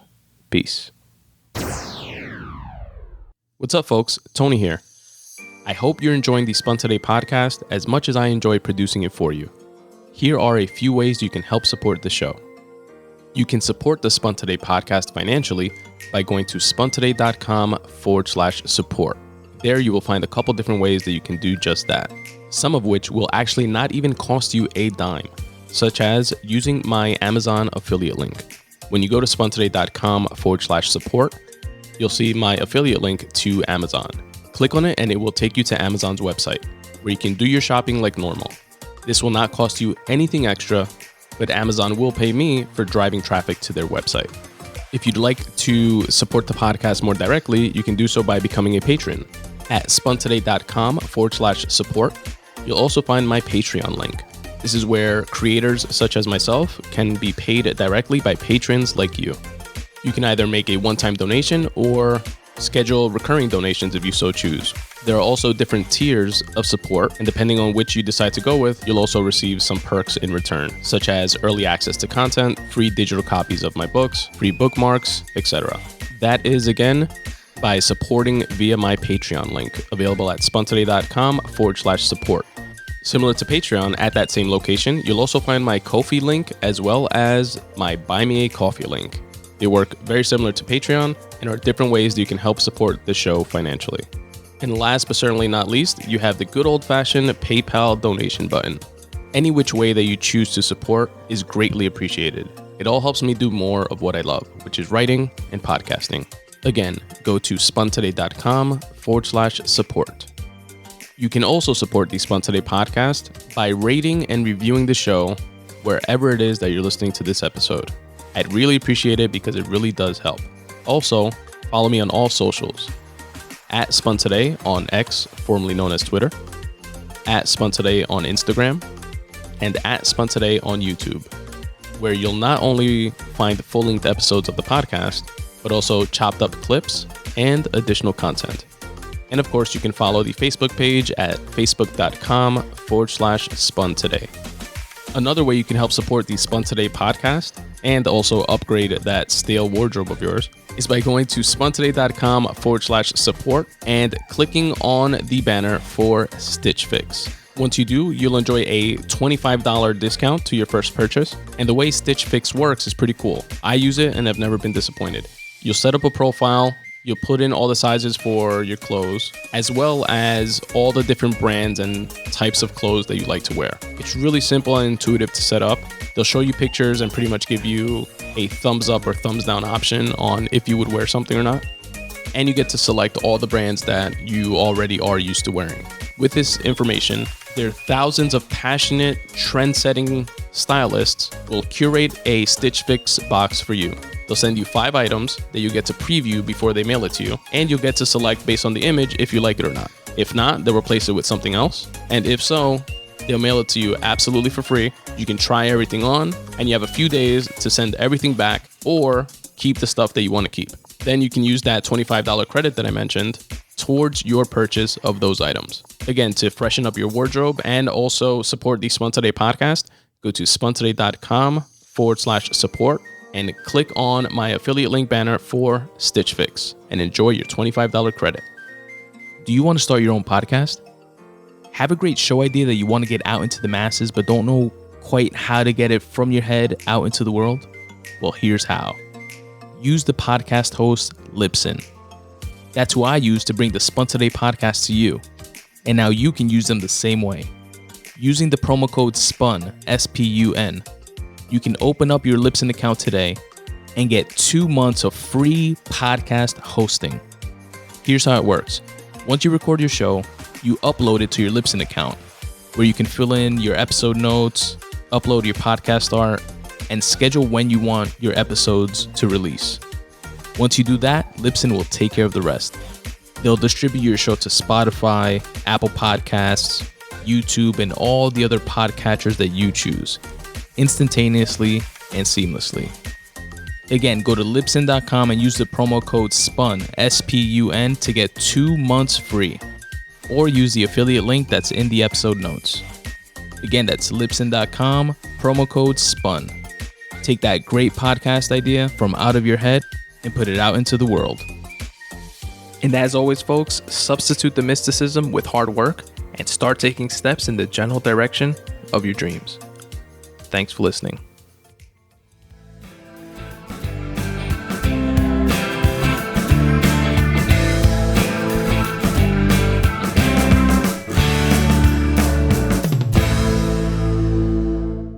I love you, Aiden. I love you, Daddy. I love you, Grayson. I love you, Daddy.